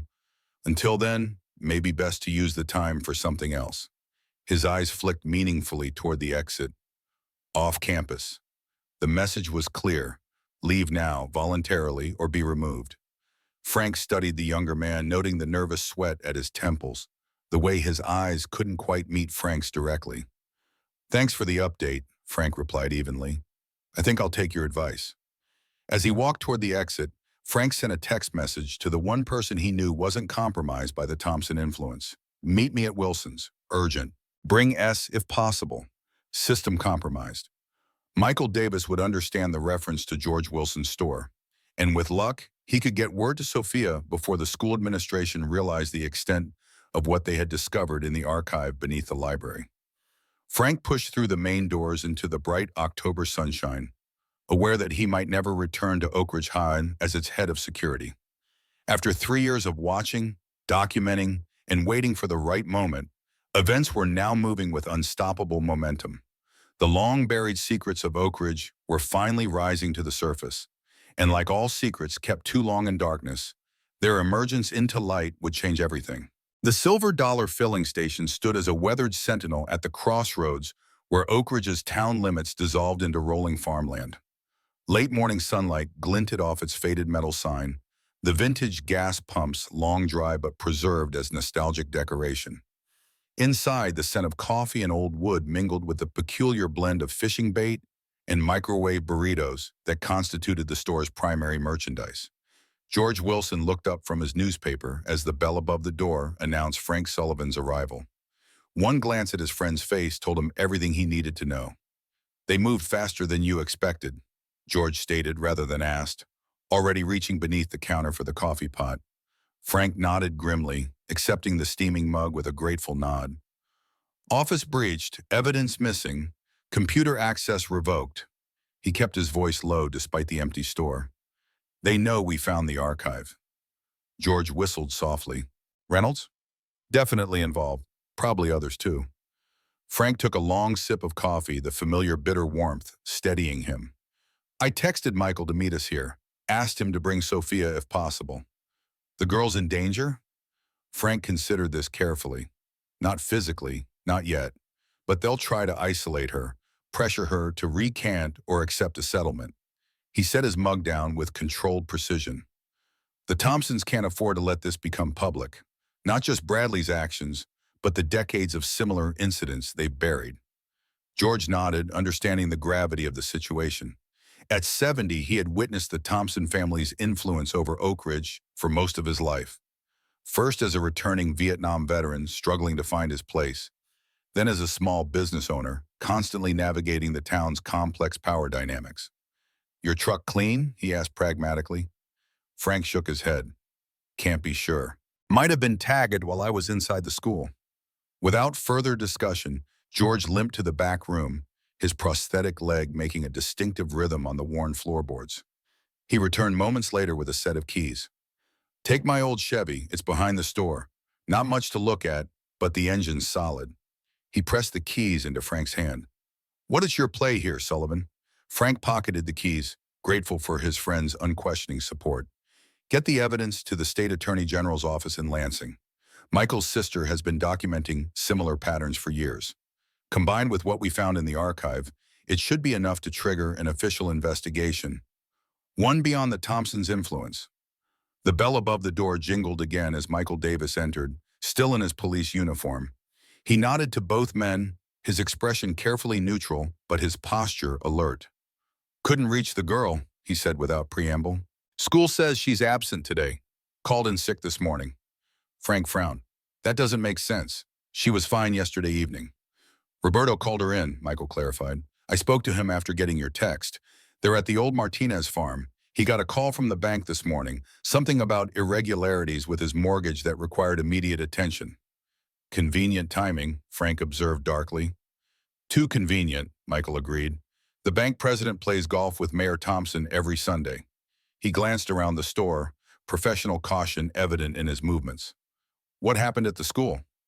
Frank outlined the morning's events while George kept watch through the front windows, alert for any unfamiliar vehicles on the usually quiet road. They're moving on multiple fronts, Michael concluded when Frank finished. Financial pressure on Roberto, isolating you from evidence and school systems, probably monitoring communications too. Well, standard intimidation tactics, Frank agreed. But why now? Why so aggressively? Michael's weathered face hardened. Because my sister finally decided to come forward officially. She filed a formal statement with the school board this morning, documenting decades of covered-up incidents she's witnessed. After your discovery in the archive, she felt she couldn't stay silent any longer. Frank absorbed this news with growing concern. They'll come after her, too. Already have, Michael confirmed grimly. Principal Reynolds called an emergency performance review for tomorrow morning. 45 years of exemplary service, and suddenly they need to evaluate her classroom effectiveness weeks before retirement. The three men fell silent, each contemplating the rapidly escalating situation. What had begun as a single incident of school bullying was quickly expanding into a direct challenge to Oak Ridge's entrenched power structure, a system that had protected its own for generations. We need to consolidate, Frank said finally. Get everyone in one secure location. Sophia, Roberto, Eleanor, the evidence. Then make one coordinated move before they can pick us off individually. Michael nodded in agreement. The Martinez farm is our best option, remote enough to see anyone approaching. No digital surveillance to compromise. I'll close up shop and meet you there, George offered.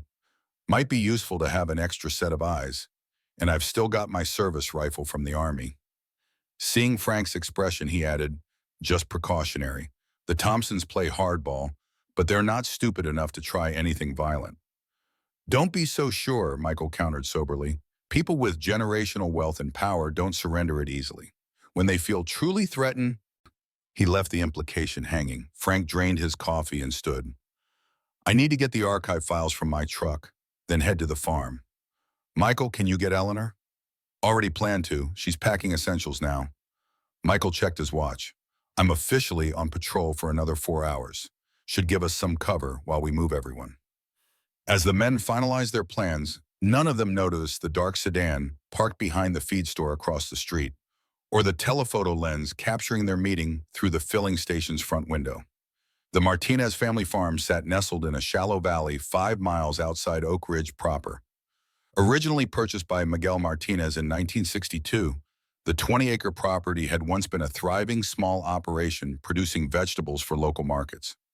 Now, with Miguel in Arizona, most of the land lay fallow, though the sturdy farmhouse and barn remained well-maintained. Sophia sat at the kitchen table, sketching idly while her father paced the worn linoleum floor, phone pressed to his ear.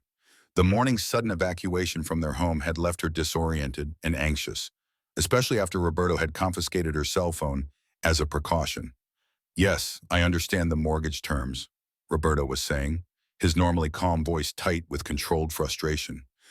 What I don't understand is why after 15 years of perfect payment history, you're suddenly claiming there are documentation irregularities that could trigger default. Sophia couldn't hear the banker's response, but her father's expression darkened as he listened. 2 business days to produce additional documentation? Documentation you already have in your files? Roberto rubbed his forehead wearily. This feels like harassment, Mr. Lawson, especially given the timing. When he finally ended the call, Roberto slumped into the chair across from Sophia, exhaustion evident in every line of his body. What's happening, Dad? Sophia asked quietly. Why are we really here? Roberto studied his daughter's face, weighing how much to share. At 17, Sophia had always seemed older than her years, thoughtful, observant, with a quiet maturity that sometimes made him forget she was still so young. Now, caught in the middle of a situation rapidly spinning beyond their control, she deserved the truth. Officer Davis called early this morning, he began. Said Frank Sullivan discovered his office had been breached. Evidence in your case tampered with. Suggested we should leave home temporarily, somewhere off the grid. Because of what we found in the archive, Sophia concluded, the pieces falling into place. The records of all the other incidents the Thompsons covered up. Roberto's eyes widened slightly. You knew about the archive? Frank said he was going to keep you out of that part. Sophia set down her pencil, meeting her father's gaze directly. I was there, Dad. I helped him find it. There are decades of records down there. Harassment, bullying, worse. All buried because the perpetrators were from powerful families. Dios mío, Roberto muttered, processing this revelation. Why didn't you tell me? Frank said it would be safer if fewer people knew, Sophia explained. And after what's happening now, I think he was right. Roberto couldn't argue with that logic, though the thought of his daughter involved in something so potentially dangerous sent a cold spike of fear through him. So they're coming after us because of these records? Using the bank to pressure me? Sophia nodded slowly. It's how they've always operated, according to what we found. Financial pressure, threats to borrow, sudden problems with businesses or loans. They make problems disappear for the Thompsons by making life impossible for anyone who speaks up. The sound of tires on gravel interrupted their conversation. Roberto moved quickly to the window, tension evident in his posture, until he recognized Frank Sullivan's familiar figure emerging from an unfamiliar truck. It's Frank, he reported with relief, but not his vehicle. Moments later, Frank entered through the kitchen door, a weathered backpack clutched protectively under one arm. His expression was grim but determined as he set the bag on the table. Sorry for the cloak and dagger routine, he said by way of greeting, but we needed to get everyone somewhere secure. He nodded to Sophia. You okay? She nodded. Better now that I know what's happening. Sort of. Frank unzipped the backpack, revealing the folders they had taken from the school archive. They know we found these. My office was breached this morning, computer access revoked. Someone's systematically trying to contain the situation. The bank called about our mortgage, Roberto added, suddenly finding irregularities that never existed before. Classic intimidation tactic, Frank confirmed. They're trying to pressure you into dropping the complaint, make it cost more than it's worth to continue. It won't work, Roberto stated flatly, his jaw set in a determination that Sophia recognized from her own reflection. We don't back down from bullies, whether they're teenage boys or powerful families. Frank nodded, respect evident in his expression. Good, because this goes beyond just your case now. Eleanor Davis, Mrs. Davis from the history department, filed a formal statement with the school board this morning, documenting similar patterns she's witnessed over decades. Mrs. Davis is involved too? Sophia asked, surprised. She's the one who told me about the archive in the first place, Frank explained. She's been keeping her own records for years. Michael's bringing her here soon. He spread several key documents across the table. With her testimony, these historical records, and the video evidence from your incident, we have enough to approach the State Attorney General's office directly. If the video evidence still exists, Roberto pointed out, you said your copies were taken. Frank's expression darkened. My flash drive is gone, yes, but I made other backups they don't know about. And Michael secured the official copy with the police department. He tapped one of the folders. Besides, the historical pattern is almost more damning than the current incident. It shows decades of systematic cover-ups, all protecting the same families.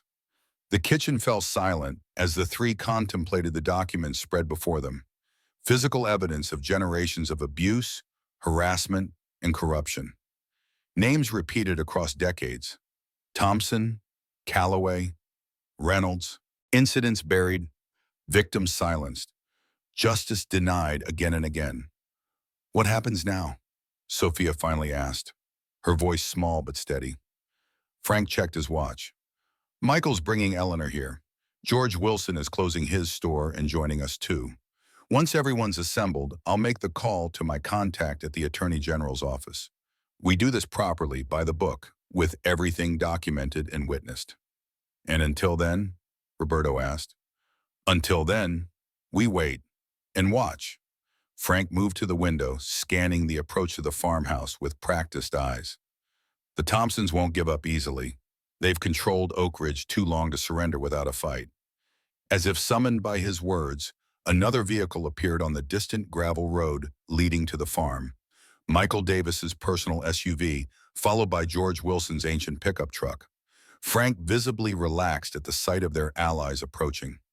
The team's assembling, he said with grim satisfaction. Now we just need to hold this position until we can get the evidence where it needs to go. None of them could have anticipated just how literal that defensive posture would become before the day ended. At Oak Ridge High School, the administrative wing buzzed with tense activity. Principal Barbara Reynolds had canceled her afternoon appointments, closing her office door for an emergency conference call with Mayor Richard Thompson and the school district's attorney.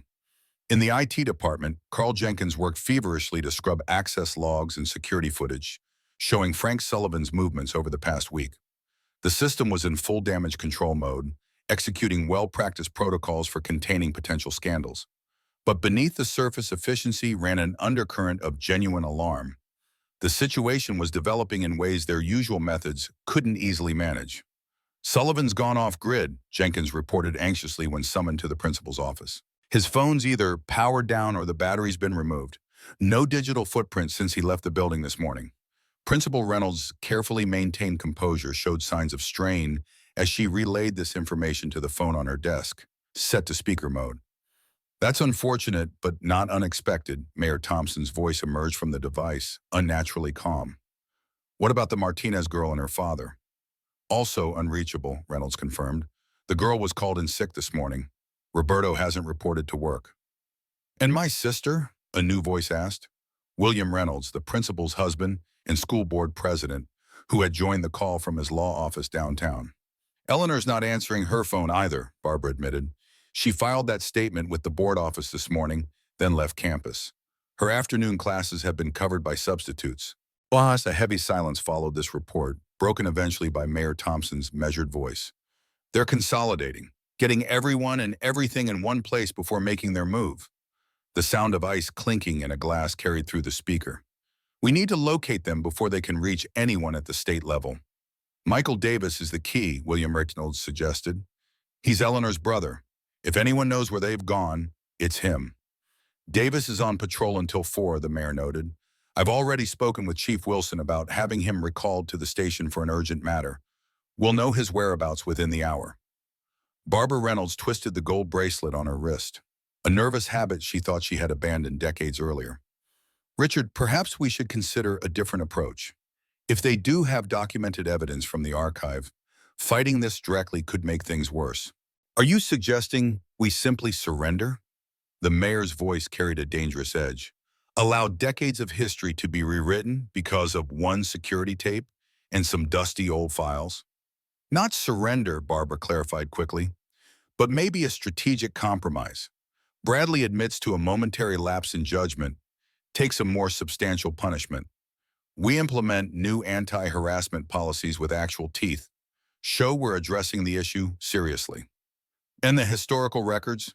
William asked pointedly. The patterns those documents reveal? My involvement? Yours? Richard's? The uncomfortable truth hung in the air between them. The current incident with Sofia Martinez was merely the visible portion of a much larger iceberg, one that could sink careers, reputations, and the carefully constructed power structure that had governed Oak Ridge for generations. We find them, Mayor Thompson said finally, his tone leaving no room for debate. We contain the evidence. Then we can discuss appropriate responses and necessary compromises. The sound of another sip, another clink of ice. James Calloway is already preparing the necessary legal documentation for an emergency injunction. Once we locate Sullivan and the others, we'll have the court order within hours. As the call continued, none of the participants noticed Bradley Thompson standing silently in the hallway outside the principal's office, just beyond the sightline of Mrs. Winters at her desk. He had come to the school to retrieve textbooks for assignments during his suspension, using his father's master key to enter through a side door. What he had overheard confirmed suspicions that had been growing since his mother's strange conversation that morning. This wasn't just about his actions in the cafeteria anymore. Something much larger was unfolding, something that had his father mobilizing resources like a general preparing for war. Bradley slipped away before he could be discovered, questions churning in his mind. For the first time, he began to wonder if he was merely following a path his father had walked decades earlier. Not just in terms of achievements and status, but in darker ways he had never considered. The realization left him deeply unsettled as he drove away from the school, no longer certain of his place in the narrative unfolding around him. At the Martinez farm, the unlikely alliance had fully assembled. Eleanor Davis sat at the kitchen table with Frank Sullivan, systematically matching her personal records with the documents from the school archive. At 70, with reading glasses perched on her nose and her gray hair pulled back in a practical bun, she projected an aura of academic precision. "The patterns are remarkably consistent," she observed, tapping a folder from 1992. "The same families, the same types of incidents, the same institutional responses across decades. It's almost formulaic." Michael Davis stood by the window, dividing his attention between the ongoing document review and the approach road to the farm. In his civilian clothes, jeans and a flannel shirt, he looked less like Oak Ridge's senior police officer and more like the farm boy he had been in his youth. "They'll have noticed I'm off radio by now," he noted, checking his watch. "Chief Wilson will be looking for me, especially after the mayor's call." George Wilson occupied a rocking chair in the corner, his prosthetic leg extended before him, his gnarled hands methodically cleaning a hunting rifle that he insisted was just precautionary. At his feet sat an ancient duffel bag containing what he called his go kit, emergency supplies he had maintained since returning from Vietnam, unable to fully shed the hypervigilance that combat had instilled. "Should have done this years ago," he muttered, more to himself than the room. "Watch this town rot from the inside out. Did nothing but complain about it." Roberto and Sophia worked in the adjoining dining room, spreading out additional documents on the larger table there. The father-daughter team moved with similar methodical precision, organizing evidence by date and severity, creating a visual timeline of corruption that spanned nearly 50 years. "It's like a family business," Sophia observed quietly, noting how the Thompson name appeared with disturbing regularity across generations. Grandfather, father, son, all protected by the same system. Roberto nodded grimly. "Systems don't build themselves, mija. People create them, maintain them, benefit from them." He placed a careful hand on her shoulder. "And sometimes it takes people like us to dismantle them." Frank's voice carried from the kitchen. "We're almost ready. Once we've organized the key evidence, I'll call my contact at the Attorney General's office." He appeared in the doorway holding up his specially purchased burner phone. "One call, and this goes beyond Oak Ridge's borders, beyond the Thompsons' reach. They'll know what we're doing," Michael warned from his position by the window. "They'll try to stop us." "Let them try," Eleanor said with surprising steel in her voice. "I've spent 45 years watching injustice repeat itself in that school. I won't spend my retirement knowing I had one last chance to stop it and remain silent." The room hummed with a strange energy, part tension, part resolve. These 6 individuals, drawn together by circumstance and courage, represented a direct challenge to a system that had operated unchecked for generations. Their very assembly in this farmhouse constituted an act of resistance unlike anything Oak Ridge had witnessed in living memory. Frank was about to respond when George raised a hand for silence, his head tilted toward the window.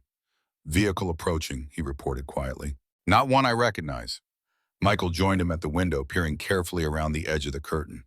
"Black SUV, government plates." His expression darkened. "Mayor's office." The room fell silent as the implications registered. Their location had been compromised sooner than expected. "How, T?" Roberto asked, automatically moving closer to Sophia. "No one knew we were here except us." "Doesn't matter now," Frank said tersely, gathering the most crucial documents into his backpack. "What matters is protecting the evidence and getting it to the right authorities." Michael made a quick decision. "I'll go out and stall them. Buy you some time." He turned to his sister. Eleanor, you and Sophia take the back trail through the woods. Frank's truck is hidden behind the barn. Get to Lansing, directly to the Attorney General's office. Don't stop for anything. I'm staying with Sophia, Roberto insisted immediately. Michael shook his head. They'll be watching for you together. Split up, create confusion. You come with me to confront whoever's out there. The sound of the vehicle growing closer forced their hand. Decisions had to be made instantly, without the luxury of debate. He's right, Frank told Roberto. I'll protect Sophia with my life. You and Michael create a diversion. George, you're our rear guard. Make sure no one follows us through the woods. Roberto looked at his daughter, conflict evident in his expression. Sophia nodded once, her face pale but determined. I'll be okay, Dad, she assured him. We need to get these records to people who can actually do something with them. After a moment's hesitation, Roberto embraced her quickly. Be careful, mija. I'll find you when this is over. As the group split into their assigned roles, the atmosphere shifted from tense planning to urgent action. Eleanor quickly transferred essential documents to a waterproof messenger bag, while Frank secured his backpack. George checked his rifle one final time before taking up position at the rear window overlooking the wooded path. Go now, Michael instructed as the sound of car doors slamming reached them from the front of the house. Stay on the trail until you reach County Road 17, then head east. There's an old hunting cabin about 2 miles in that direction. Stop there only if absolutely necessary. Frank led Sophia and Eleanor toward the back door, pausing only to grasp Michael's shoulder briefly. Just like Fallujah, he said, referencing a shared military past unknown to the others. Hold the line. Michael nodded grimly. Go save the world, Sullivan. As Frank, Sophia, and Eleanor slipped out the barn door toward the wooded area behind the farm, Roberto and Michael moved toward the front entrance. George positioned himself at the rear window, rifle resting casually but ready across his lap, his experienced eyes scanning the tree line for any sign of flanking movements. The knock when it came was authoritative, not the tentative tap of a visitor, but the confident rap of someone accustomed to doors opening at their command.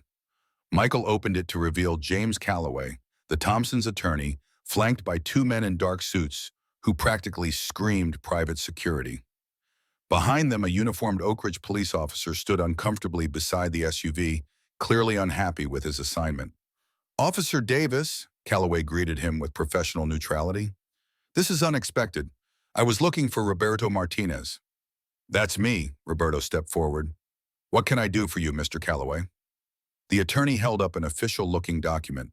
I have an emergency court order authorizing the immediate seizure of certain materials allegedly removed from Oak Ridge High School property. Materials that may constitute stolen confidential records. Michael's expression remained impassive. May I see that order? Calloway handed it over, watching carefully as Michael reviewed the document. As Oak Ridge's senior police officer, his presence complicated what should have been a straightforward intimidation tactic. This order was issued by Judge Hamilton, Michael noted, referring to a jurist known for his close ties to the Thompson family, based on allegations without specific evidence. It's procedurally questionable at best. Nevertheless, it is a valid court order, Calloway insisted smoothly. We have reason to believe Mr. Martinez is in possession of confidential school records removed without authorization by Frank Sullivan, a school employee currently suspended pending investigation. Roberto crossed his arms. I don't have any school records. Then you won't mind if we verify that, Calloway responded, gesturing toward the house behind them. The court order authorizes a complete search of the premises. Michael handed the document back with deliberate slowness. Mr. Martinez and I were just leaving, actually. Family emergency in Detroit. The house is locked up. One of the security men stepped forward. We observed multiple vehicles arriving earlier. There are clearly other people inside. The standoff teetered on the edge of confrontation, neither side willing to back down.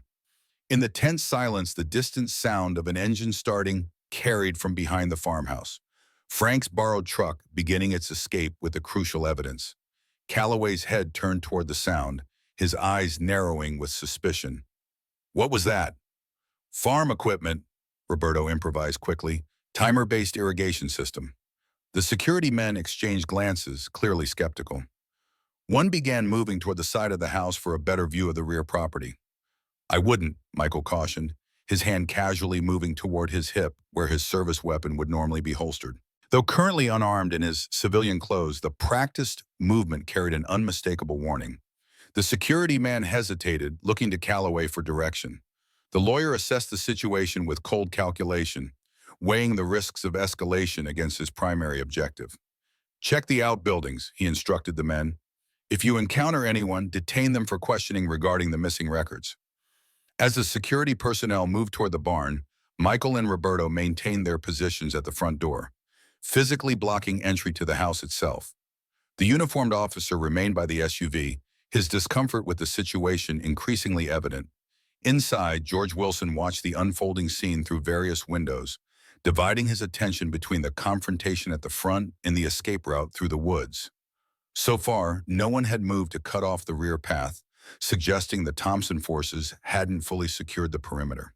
With practiced patience, he settled in for what military strategists call a delaying action. Not designed to win, but to buy crucial time for the main objective to succeed. In this case, getting Sophia, Eleanor, and the evidence safely away from Oak Ridge and beyond the Thompsons' influence. The dense woods behind the Martinez farm offered good cover but challenging terrain. Frank led the way along a narrow trail, his military training evident in his movement. Quiet, efficient, alert to potential threats. Eleanor followed with surprising stamina for her age, the waterproof messenger bag secured across her body. Sophia brought up the rear, her artist's eye noting details even in their hurried passage. The quality of light filtering through autumn leaves, the texture of bark on ancient oaks, the way shadow and substance merged in the forest's depth. "We should hear the truck soon," Frank said quietly, pausing to help Eleanor over a fallen log. "I had George hide it about a quarter-mile in, just past the creek bend." Eleanor nodded, somewhat breathless but determined. "Will Michael and Roberto be all right?" "Michael knows what he's doing," Frank assured her. "And your brother has more allies in the department than the Thompsons realize. They'll create confusion, buy us time to get clear." Sophia glanced back toward the farmhouse, now hidden by the thick forest. "What if they follow our trail?" "George will delay them," Frank said with simple confidence, "and we'll be long gone before they can organize a proper search." They continued in silence for several minutes, following the path as it wound deeper into the woods. The distant sound of running water announced their approach to the small creek that bisected the Martinez property. As they crossed the shallow water on stepping stones placed decades earlier by Miguel Martinez, Sophia felt a strange sense of connection to her family's history. Her grandfather had fled political oppression in his homeland, built a new life in America, raised a family on this land. Now she was fleeing across the same property, carrying evidence of a different kind of oppression, more subtle but no less damaging. The irony wasn't lost on her, even in their urgent flight. Beyond the creek, the path narrowed further, climbing a gentle slope toward where Frank had concealed the borrowed truck. They were perhaps halfway up when the first shout reached them, distant but distinct, coming from the direction of the farmhouse. "They've figured out we're gone," Frank observed grimly. "Move faster." They quickened their pace, Eleanor now visibly struggling with the exertion but refusing assistance. At 70, her academic life had not prepared her for woodland escape routes, but decades of moral conviction provided a different kind of endurance. "Almost there," Frank encouraged as they crested the slope. "Just beyond those pines." The old Chevy stood partially concealed by evergreen branches, exactly where George had suggested hiding it. Frank quickly brushed away the camouflage, opening doors for Eleanor and Sophia before sliding behind the wheel. The engine caught on the first try, a testament to George's mechanical skills despite the vehicle's weathered appearance. "Stay low," Frank instructed as they began moving slowly along the crude forest track. "We'll connect with the county road about a mile ahead, then it's a straight shot to the highway." Eleanor clutched the messenger bag protectively against her chest, the collected evidence of her decades-long vigil finally moving toward proper authorities. "After all these years," she murmured, "I can hardly believe it's actually happening." Sophia reached across the seat to squeeze the older woman's hand. "Because of you," she said simply. "You kept records when no one else would. You remembered when everyone else chose to forget." Eleanor's eyes glistened with unexpected emotion. "No, my dear, it's because of you. You had the courage to stand up when it mattered most." Frank navigated the rough track with careful precision, keeping their speed moderate to avoid drawing attention with excessive noise or dust. Behind them, the sounds of pursuit had faded, suggesting the delay tactics at the farmhouse were working as planned. Once we reach the main road, we're still about 90 minutes from Lansing, he explained, keeping his voice calm despite the tension evident in his posture. My contact at the Attorney General's office is expecting us by late afternoon. We just need to stay ahead of whatever the Thompsons try next. Which will be what? Sophia asked, trying to anticipate potential threats. Frank considered this as he maneuvered around a particularly deep rut. They'll call ahead to local law enforcement. Probably claim we've stolen confidential records. Try to set up roadblocks or traffic stops. His mouth set in a grim line. That's why we're taking back roads all the way to Lansing. Longer route, but fewer opportunities for interception. The truck broke free of the tree line, emerging onto a narrow dirt road that served as a maintenance access for the rural power lines. Frank turned east, away from Oak Ridge, accelerating now that they had better surface conditions. For several miles, they traveled in tense silence, each processing the dramatic escalation of what had begun as a simple stand against school bullying. The rural landscape rolled past, scattered farms, fallow autumn fields, the occasional cluster of mailboxes marking invisible property boundaries. Sophia found herself studying Eleanor's profile against the passenger window. The dignified slope of her nose, the determined set of her jaw, the eyes that had witnessed decades of institutional failure, yet maintained their fundamental kindness. She wondered if she would have the same strength after 45 years of witnessing injustice, or if she would have eventually surrendered to the path of least resistance, like so many others in Oak Ridge. We're being followed, Frank announced calmly, interrupting her thoughts. Black sedan, about half a mile back, maintaining distance but definitely tracking us. Eleanor twisted in her seat to look through the rear window. How did they find us so quickly? Could be coincidence, Frank said, though his tone suggested he didn't believe it. Or they could have split their forces, sent someone to watch the back roads while the main group confronted Michael and Roberto. What do we do? Sophia asked, fear mingling with determination in her voice. Frank checked his mirrors again, assessing options with professional detachment. We stay calm, stick to the plan. They may be watching, but they can't stop us without creating a very public incident. He patted the burner phone in his pocket. And I can still make the call to Lansing, have people waiting for us when we arrive. As if responding to an unspoken cue, the black sedan accelerated, closing the distance between the vehicles. Frank's expression hardened as he recognized the driver through the windshield. Carl Jenkins, the school's IT administrator who had warned him to leave campus that morning. Interesting choice of messenger, he muttered, maintaining their current speed to avoid escalating the situation. The sedan pulled alongside their truck, keeping pace on the narrow country road. Jenkins gestured for them to pull over, his expression urgent rather than threatening. Don't stop, Eleanor said immediately. It's a trap. Frank nodded in agreement, but curiosity flickered across his features as he studied Jenkins through the side window. He's alone, no visible backup, and he was the one who warned me earlier. As they continued side by side at a steady 40 miles per hour, Jenkins held up a small object for them to see, a flash drive identical to the one stolen from Frank's office that morning. The missing evidence, Frank realized aloud. He's returning it. Or it's a fake, Eleanor countered skeptically. A way to get us to stop. Before Frank could decide how to respond, Jenkins's sedan suddenly accelerated, pulling ahead of them and then slowing directly in their path, forcing Frank to brake to avoid a collision. What's he doing? Sophia asked anxiously as their truck slowed to a crawl behind the sedan. Jenkins emerged from his vehicle, the flash drive held clearly visible in his outstretched hand. His expression communicated urgency rather than hostility as he approached their truck. Frank made a swift decision, lowering his window partially but keeping the engine running. That's far enough, he called when Jenkins was about 10 feet away. What do you want? To help, Jenkins replied, his voice tight with evident stress. I made a copy before they ordered me to delete the original footage. He held up the flash drive. It's all here. The cafeteria incident, plus security footage of Mayor Thompson and Principal Reynolds entering your office this morning. Proof of tampering with evidence. Frank studied him with professional suspicion. Why the change of heart? Jenkins glanced nervously up and down the empty road. Because I have a 16-year-old daughter who looks at me like I'm some kind of hero. And this morning, helping them cover up what that Thompson kid did, he shook his head. I couldn't look her in the eye anymore. The simple human truth of this explanation resonated with all three occupants of the truck. After a moment's consideration, Frank extended his hand through the partially open window. Thank you, he said simply as Jenkins handed over the flash drive. The IT administrator nodded once, then added urgently, they're monitoring police channels, setting up checkpoints on the main routes to Lansing. Take County Road 17 to the old fire tower, then use the Forest Service roads. It's longer but unmonitored.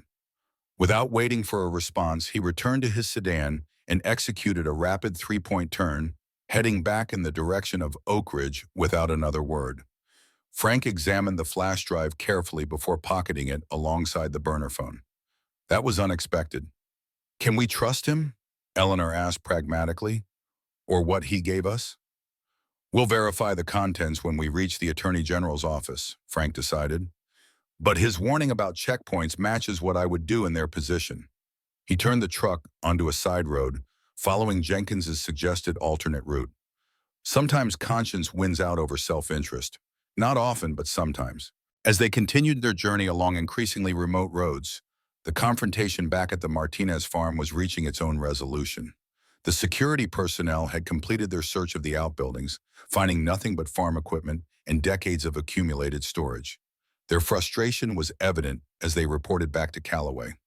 No sign of Sullivan or the Davis woman, one confirmed, and no documents matching the description in the court order. Callaway's professional composure showed signs of strain as he realized the extent to which they had been outmaneuvered. They've fled with the evidence, he concluded, turning back to Michael and Roberto. Where are they going? As I mentioned, family emergency in Detroit, Michael repeated calmly. Mr. Martinez and I were just leaving to join them when you arrived. The lawyer's eyes narrowed. This obstruction will have consequences, Officer Davis, for you professionally and for Mr. Martinez personally. Is that a threat? Roberto asked directly, standing straighter despite the substantial height difference between himself and the security personnel flanking Callaway. Merely an observation, Callaway replied smoothly. Actions have consequences. Mayor Thompson has been extraordinarily patient with this situation, but patience has limits. The uniformed officer who had remained by the SUV finally approached, clearly uncomfortable with the direction the conversation was taking.